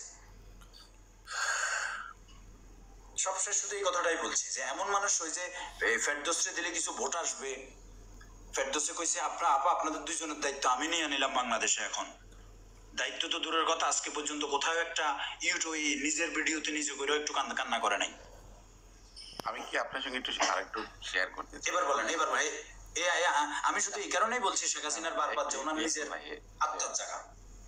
জি, এই সমন্বয়ের যে কমিটিটা হয়েছিল, জি, তার পূর্বে 32 জন জামাত কর্মী পাওয়া গেছে। জি, এটাকে আমি সামান্য যতটুকু বুঝিয়ে জামাত পাওয়া গেছে। তো আওয়ামী লীগের যে নমিনেশন দেওয়ার ব্যাপারে এরকম কিছু একটা, মানে কি বলবো, আমি কিভাবে বোঝাবো, আমি ঠিক আপনি বলতে পারতেছি না। হয়তো বলতে সবাই থাকবে, এটি স্বাভাবিক। আপনি বলছেন না 100+। হ্যালো, উনি শুনতেছে, আপনি বলেন। হ্যাঁ, 100+। এখন ভুল ত্রুটি থাকবেই ভাই, এটাই স্বাভাবিক। আপনি একটু আগে বলে গেছেন সব দলের মধ্যে ভুল ত্রুটি থাকবে। আমি নেট চলে গেছিল ভাই, আমি একটু হাত তুলছিলাম। রেজন ভাই, আমি একটু হাত তুলেছিলাম, সুযোগ হবে কি? আচ্ছা, আপনাকেও সুযোগ দেব, সবাইকে সুযোগ দেবো। সোহেল সাহেব আসছে অনেকগুলা টেক্সট করার পর। সোহেল সাহেবের মধ্যে মনে কিছু একটা আছে। সোহেল সাহেবকে কি শুনবো? যেহেতু মিউটে আছে, একটু সোহেল সাহেবকে শুনি, তারপরে না হয় আপনাদেরকে মাইক দিচ্ছি। সোহেল ভাইয়ের কথাগুলো অন্য প্রসঙ্গে চলে গেলে হয়তো আমার কথাটা না, আপনার কথা যেটা আছে ওই প্রেক্ষাপটে চলে আসবো ইনশাআল্লাহ। প্রেক্ষাপট ঘুরবে না। সোহেল সাহেব বলেন। আসসালামু আলাইকুম। জি, ওয়ালাইকুম আসসালাম। ভাই, আমার ডিস্ট্রিক্ট নরসিংদী, থানা শিবপুর, মানানবী এলাকা। জি, আচ্ছা। আমাদের বংশধর, আমাকে যে এই দুনিয়ার মধ্যে যে আমাকে জন্ম দিয়েছে, যে আমাকে লালন পালন করছে, হ্যাঁ হচ্ছে শেখ মুজিবের সৈনিক আর হচ্ছে শেখ হাসিনার সৈনিক। তো আমার একটাই কথা, আমাদের নেত্রীকে যে এই জায়গায় যাই রং করবে, আমি এই জায়গা থেকে আমি হের গলা ফালাই দেব। কোন জায়গা থেকে? আমি যে জায়গায় থাকি, আমাদের নেত্রীর উপর যাই করবে, কি করবে? আমি হের ডাইরেক্ট আমি গলা ফালাই দেব। কি করবে? আমাদের নেত্রীর উপরে কেউ যদি কোনো দুর্নাম করবে, এরকম ধরনের করবে, আমাদের নেত্রীর মতন এরকমের উপযুক্ত হইতে আর বহুত দিন আর বহুত সাধনা করতে হবে। আপনার নেতৃত্ব স্বৈরাচার, আমার গলাটা ফালান। কখনো না, কখনো না। আপনার নেত্রী স্বৈরাচার, আমার গলাটা ফালান। না না, এটা আপনার মনের কথা না। আপনি বলছেন না আপনার নেত্রীর বদনাম যে করবে। এত আবেগ এখানে আমরা আলোচনা করতেছি, ঠিক আছে? হ্যাঁ, এটা সমালোচনা হবে। আমার শেখ হাসিনার মতন নেত্রী হইতে এই দেশের মধ্যে আর জন্ম হবে না, এই দেশের মধ্যে আর জন্ম হবে না। জি হাসান ভাই, এটাই আপনার কথা? হ্যাঁ হ্যাঁ, এটাই আমার কথা। আচ্ছা ঠিক আছে, আপনি তাহলে একটু বসেন, আমরা একটু অন্য টপিক। অসংখ্য ধন্যবাদ। আমি জানি আপনি অসংখ্য ধন্যবাদ সোহেল ভাইকে। ঠিক আছে, আমি এখানে আসি। রিয়াজ ভাই শেষে একটা কথা বলছেন যে যাদেরকে ম্যান্ডেট দিয়েছে, নমিনেশন দিয়েছে, আপনার ফেরদৌস আমাদের ভাই একজন অভিনেতা, উনি কেন আপনার এই ধানমন্ডি রক্ষা করতে পারেনি? উনি কি করেছে ভাই? উনি তো ক্ষমতায় নেই। এখন আমার সারা বাংলাদেশে প্রত্যেকটা ঘর, প্রত্যেকটা বাড়ি নিরাপত্তা দেওয়ার দায়িত্বে কি আছে? বর্তমানে ইউনিট সরকার আছে। উনার দায়িত্ব হচ্ছে একটা বাড়িকে রক্ষা করা, একটা বাড়িকে করা, নিরাপত্তা দেওয়া। উনি ক্ষমতায় থেকে উনি নিরাপত্তা দিবে। যে এমপি আপনার সংসদ ভেঙে দিয়েছে রাষ্ট্রপতি, সে এমপি ক্ষমতায় নেই, সে কেন যাবে আপনার ওনার বাড়ি রক্ষা করতে? রক্ষা করার দায়িত্ব তো আইন শৃঙ্খলা বাহিনীর এই সরকারের।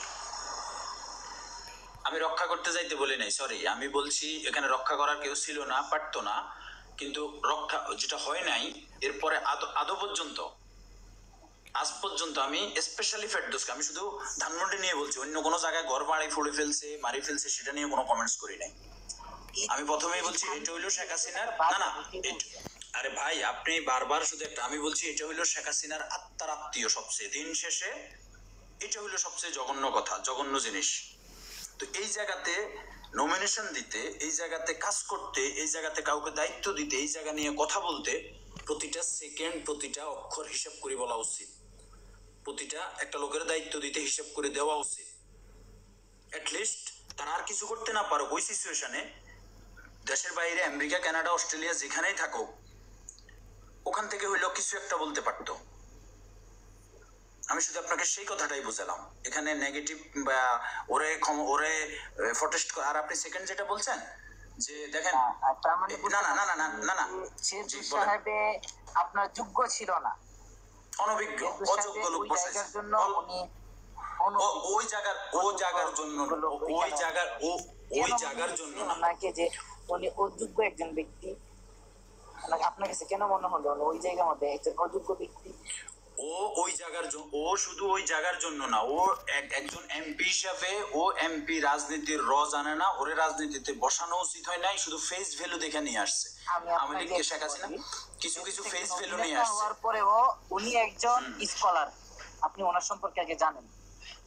উনি পড়াশোনার দিক থেকে উনি একজন স্কলার। আপনি দেখেন স্কলার কিন্তু যেমন তেমন কথা না, বুঝছেন? এবং পলিটিশিয়ানের উপর আপনি চিন্তা করে দেখেন, পলিটিক্স আপনি দেখেন তো ওই ব্যক্তিটা পলিটিক্সের উপরে যে আপনার করা আছে, স্কলার আছে যে ব্যক্তির, আপনি চিন্তা করে দেখেন। এবং ওনার কতটুকু গ্রাজুয়েট সম্পূর্ণ একজন ব্যক্তি, এবং যে অভিনেতা ছিল, ওনার কথা যে মাধুর্যতা ছিল, প্রত্যেকটি ওনার কথা শুনতো। ওনার কোনো বেড রেকর্ড আপনি দেখাইতে পারবেন না যে ব্যক্তিটার কোনো কলঙ্কিত অধ্যায় আছে। তাহলে ওই ব্যক্তিটাকে আপনি অযোগ্য কেন মনে করেন, ও অভিজ্ঞ কেন মনে করেন? যাক, আপনার কাছে হয়তো অভিজ্ঞ মনে হইতে পারে, তো আমার কাছে মনে হয় নাই, দেখে আমি বলছি বাস। অনেকগুলো কারণ আপনি যেরকম মনে, জি আর জি আর উনি আরেকটা কথা বলছিল না যে সরকারের দায়িত্ব ছিল। ভাই ধানমন্ডি ভাঙ্গে ফেলছে, এটা নর্মাল কোনো বাড়ি না, আমি নিজেও স্বীকার করি। এটা সাধারণ এমপি ওই ওবায়দুল কাদের আর ফলকের বাড়ি না যে ভাঙ্গে ফেলছে, গুড়াই ফেলছে সাধারণ পাবলিক। ধানমন্ডি ভাঙ্গে ফেলছে এরকম আমার বাপ চাচাদের মতো যারা ওই বিএনপি করলেও কিন্তু তারা তাদের চোখেও ফানি বের হয়েছে, কারণ তারা হয়তো শেখ মুজিবের আমল দেখছে, শেখ মুজিবকে ভালোবাসতো। আমি বলি শুনেন, আমি শেষ দিচ্ছি, না না না না না, আমি শেষ দিচ্ছি, এক সেকেন্ড আমি শেষ দিই দাদা, 30 সেকেন্ডে শেষ দিই। কিন্তু এর পরের দিন, একদিন পরেই মনে হয় গাজীপুরে ওই যে কার বাড়ি ভাঙতে গেছিল, আরে যে দৌড়ান মারলো, রাজন ভাই, এটা কি 1-2 দিন পরেই মনে হয় নাকি পরের দিনে? না না, আমাদের জাহাঙ্গীর গাজীপুর। না না, যাই হোক, না না, ওই যে ওই ওই বৈষম্য বিরোধী যারা বললেন আর ওরা সহকার ছাত্র জনতা যে কি একটা মন্ত্রীর বাড়ি ভাঙতে গেছিল মনে হয়, ওখান থেকে ওদেরকে প্রতিরোধ করা হয়েছিল, এরকম না? স্ট্রিটে এরকম না হয়েছিল? একদিন পরেই মনে হয় রেজন ভাই, নাকি পরের দিন? পরের দিন। তো বুঝেন, সেটা করার সাথে সাথে ডেভিড হাট নামাই দিল, আর এত বড় বাড়ি ভাঙ্গা লাইলো। মানে সরি ভাই, আমি একটু ভাঙ্গাচুরা নিয়ে আমি গতকাল একটা ওয়াজ শুনছি, যে এখানে বা ওই কোনো দল বল নির্বিশেষে বক্তাকে থাপ্পড় মারলো না, দেন কি বললো যে আয়না ঘর নিয়ে কোনো কথা বলবেন না, কোনো রাজনীতি নিয়ে কথা বলবেন না। ব্যাপারটা এখন এরকম হয়ে দাঁড়িয়েছে ভাই, ভাঙ্গাচুরা বাদ দেন। না না, আমি না ওইটাই বলছি আর যে প্রতিষ্ঠান নেওয়া এই করাই আমাদের আওয়ামী লীগ, এইগুলি কিছু না ভাই। না না, আমি ওইটাই বলছি যে সরকার তো আমাদের শোনেন, এই যে ভাঙ্গাচুরা আর আমাদের কোথায় বাড়ি দিতে হবে, মাথায় কোথায় আঘাত দিতে হবে, এটা সম্পূর্ণ প্ল্যান করা ভাই, সবকিছু করা। কারণ এটা এখন আমাদের মেনে নিতে হবে, কারণ হলো আমাদের এখন দুঃসময়, আর এই দুঃসময়টা আমাদের কোথায় আঘাত করলে কিভাবে এই করা যায় এটা করবে ভাই, এটা স্বাভাবিক, এটা এখন আমরা মাইনে নিতেছি, কিছু করার নাই।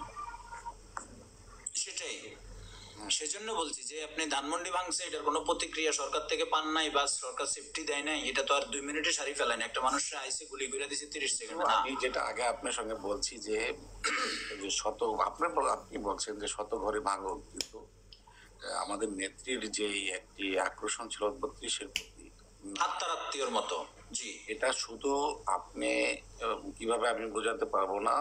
আমার আব্বা চরমনার মরিদ, আপনি যেটা বললেন যে আমি নাঙ্গলে ভোট দিব, আপনার আব্বা, আমার বাবাই বলছে জি, এরকম বলছে যে বাবা তোমাদের আমি ভোট জোগাড় করে দেবো, কিন্তু আমি পাংখা মার্কায় ভোট দেবো। আচ্ছা, ব্যাপারটা এরকম। কিন্তু বঙ্গবন্ধুর যে এই 32 নম্বর বাড়িটা আসলে এটা বাংলাদেশের একটা ঐতিহ্য, আর এই ঐতিহ্যটাকে আর যারা এই আক্রমণ করতে যাচ্ছে, আমার মতে আমি যেটুকু জানি, এরা বাংলাদেশের একটা আকারও ভালো চায় না। এরা শুধু 32 না, এরা পারলে বাংলাদেশটাকেই ভেঙে ফেলবে ভাই। আপনি একটু সুযোগ আপনার করে দেন, বাংলাদেশটা 1 মাসে 6 মাসে যা হয়েছে না, আর 3 মাস লাগবে, এদেরকে সুযোগ দেন। না, আমি সেজন্য প্রতিবাদী ঘন্টা ভাইকে বললাম যে হঠাৎ ধানমন্ডি গেছে চলে যাব। আচ্ছা, ধানমন্ডি একটু শেষ, কারণ শুনেন ধানমন্ডি ধানমন্ডি ভাঙতে তো আলোচনা করছি, হয়তো আপনার জি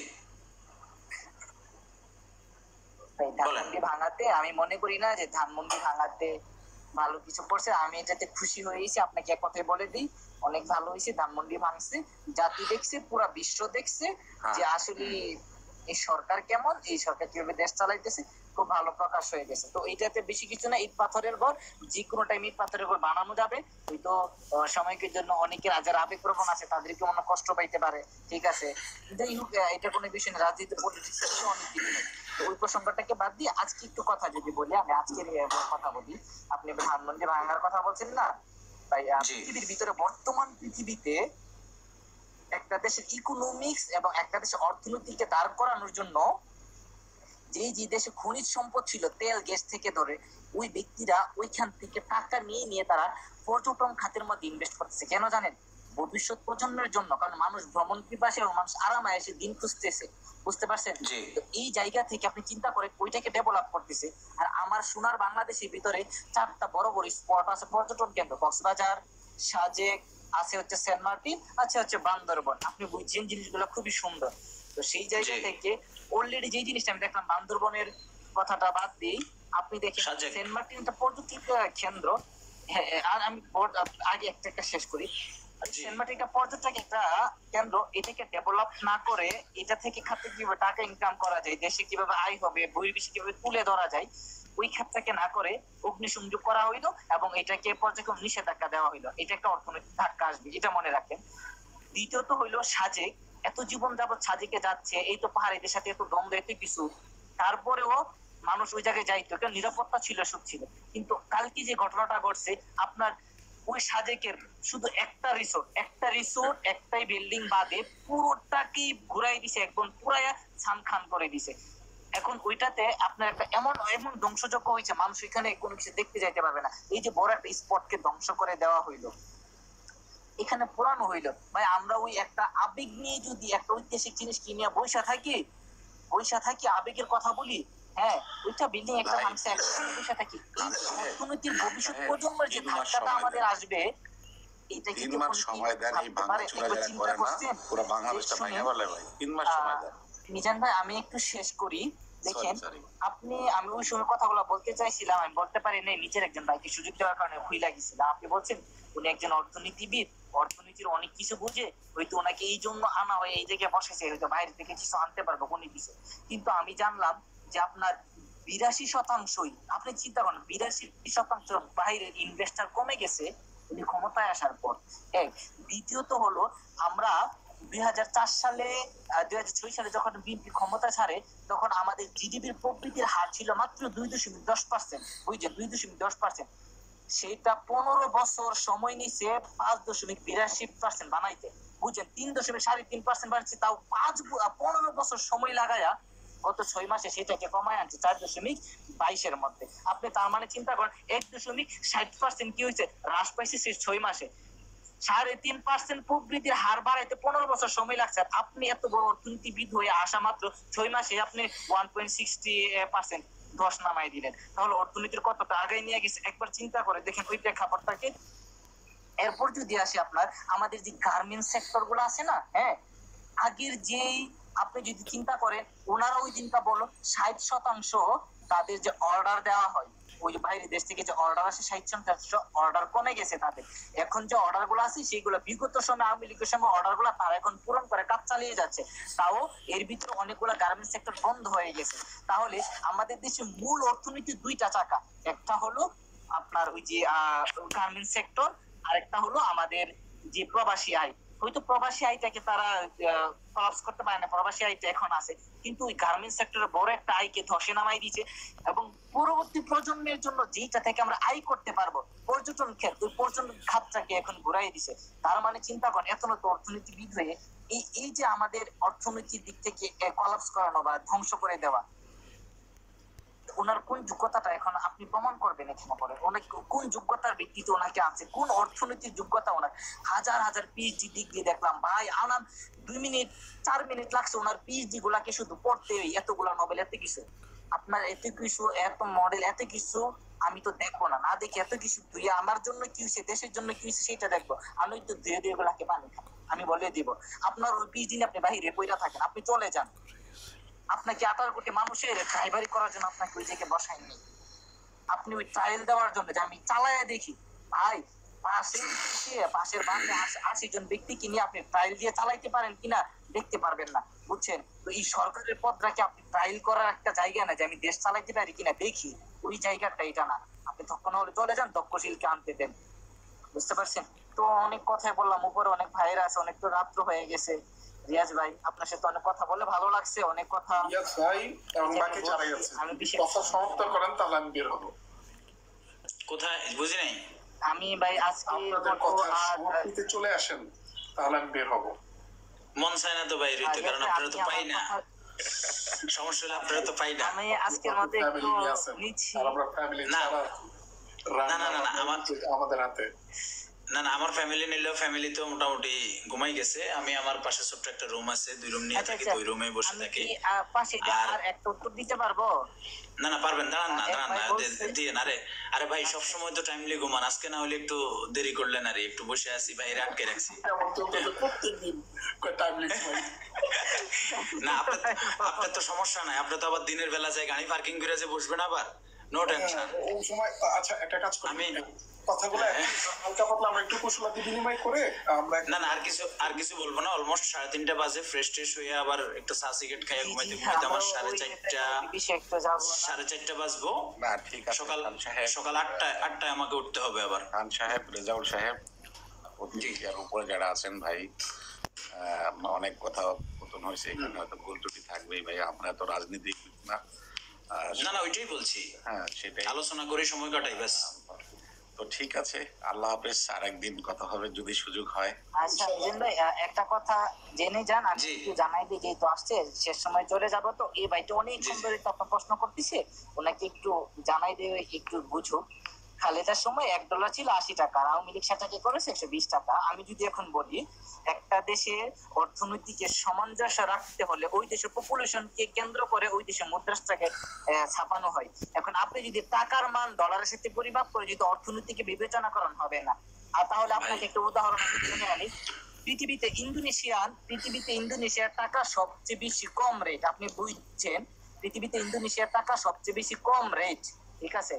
তো সেই জায়গা থেকে পৃথিবীতে অর্থনৈতিক দিক থেকে 13 নম্বর একটা দেশ হচ্ছে আপনার ইন্দোনেশিয়া। তাহলে তাদের টাকার মান এত কম, কিন্তু অর্থনীতিতে তারা 13 নম্বর একটা দেশ আছে। সেই জায়গায় বাংলাদেশ হচ্ছে 42 নম্বর একটা দেশ। তাহলে আপনি ওই টাকার মান ডলারের সাথে সামঞ্জস্য রাখে আপনি অর্থনীতির উন্নতি এবং অর্থনৈতিক কাঠামোটাকে বিবেচনা করতে পারবেন না যদি আপনি চিন্তা করে দেখেন ওই দিক থেকে আপনাকে সহজের জন্য। কারণ এই অর্থনীতির ব্যাপার যদি বলি না, ভেতর থেকে যদি সূত্রাবলী বলি, আপনার মতো ব্যক্তি মনে হয় না যে এগুলো মাথায় ঢুকবে। সেই জন্য একটা দেশকে দিয়ে উদাহরণ দিলাম আপনাকে বোঝার জন্য, আপনি বুঝবেন।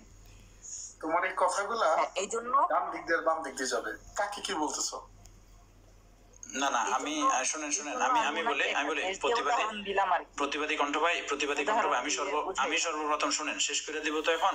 আমি সর্বপ্রথম আইসাই একটা কথা বলছি আমার আইডিয়া থেকে।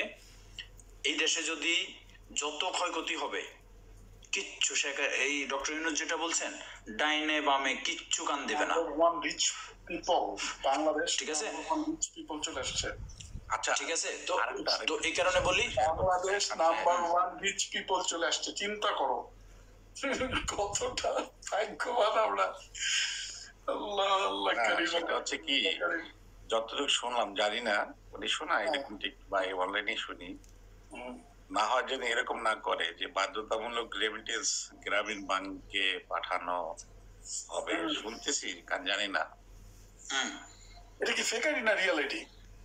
Bangladesh number 1 rich people, good morning, happy nice day. না এটা তো না, ওই যে মিজান ভাই যেটা বলছেন গ্রামীণ ব্যাংকে, এটা তো ওদের হাতে এত বড় ক্ষমতা আছে নাকি? এটা কোন সরকার প্রধান আসলে করতে পারে। এরা তো এখন টেম্পোরারি গায়ের জোর বলেন, টেকনিক বলেন, যা কইরা যাচ্ছে। পুলিশের শুনেন ডক্টর ইউনূস তো ডক্টর ইউনূসের উপদেষ্টাগুলো অপ্রয়োজনীয় কাজ করে। ওই পুলিশের ড্রেস চেঞ্জ করা, বেটা পুলিশের মন মানসিকতা পাল্টা নাই, তুই ড্রেস চেঞ্জ করলে হয়ে যাবে। তারপরে দিয়ে আপনার নাম্বার 1 রিচ পিপল যদি রাগ না করেন, আপনার এটা যদি রিয়েল আইডি হয়, আসেন তো 30 সেকেন্ডের জন্য। ব্যাক চেঞ্জ করলে ওই টেবিলের উপরে 16 লেভেলের আইডি বানাইতে হলে আপনাকে অনেক পয়েন্ট খরচা করতে হবে, বুঝছেন? অনেক টাকার পয়েন্ট খরচা করতে হবে। আইডি লেভেলটা এখানে ম্যাটার করে, বুঝছেন ভাইয়া কি বলছি? এগুলো অপ্রয়োজনীয় কাজ। ওই যে টেবিলের উপরে পানি দিলাম, বোতল দিলাম না, আমি গ্লাসে করে খাইলাম, এগুলো করলে কি আর চকচক করলে শোনা হয় না? কথা বুঝেন নাই? পুলিশের আইডি নাম চেঞ্জ করতে হবে, পুলিশের নেম ট্যাগ চেঞ্জ করতে হবে। আপনি মনে করেছেন একটা জিনিস আমি আপনাকে বলি, প্রথম যেদিন আসছে না প্রধান উপদেষ্টা, তো মিনারেল ওয়াটারের বোতলে জায়গায় এখানে মগার গ্লাস রাখা হয়েছিল। বিশ্বাস করেন আমাদের বাঙালিরা এইটাই পরিবর্তন, এটাকে বলে পরিবর্তন। দেখেন এখন মিনারেল ওয়াটার বোতলের জায়গা উনি কি ব্যবহার করতে, সাধারণ পানি ইউজ করতেছে। বিশ্বাস করেন পরের দিনে যখন আবার সেমিনারে যখন উনি বসে না, পরের দিন আবার ঠিকই বোতলজাত পণ্য বা পানি এখানে রাখা হয়েছে। তার মানে বাঙালিরা কতটা আবেগপ্রবণ হয়ে দেখছে। আমি সেটাই তো বলছি, আবেগ। ওই যে উপরে এক ভাই এসে বলছে না, আমার প্রধান আমার নেত্রীর নামে কি হয়েছে কল্লা কাটিয়ে ফেলাম। এত আবেগ দিয়ে দুনিয়ায় চলে না ভাই, এত আবেগ দিয়ে দুনিয়ায় চলে না। আচ্ছা আমাদের কষ্ট হয় না? আমরা চেয়ারে বসে আছি, রেজন ভাই দাঁড়াইতে ভালো হয়েছে, শরীর একটু পাতলা হইব, একটু হাঁটেন, একটু ব্যায়াম করেন। আর কথা বলেন। একজন অতিথি আসছে, ওনাকে একটু শ্রবণ করি। হ্যালো, আচ্ছা মোট খোলেন। উনি মোট ওপেন করে নাই। হ্যাঁ করছে। আসসালামু আলাইকুম, কেমন আছেন সবাই? ওয়ালাইকুম আসসালাম। রেজন ভাই আমাকে চিনেন না? ট্রাই করতেছি। আমি কি আপনাকে চিনি?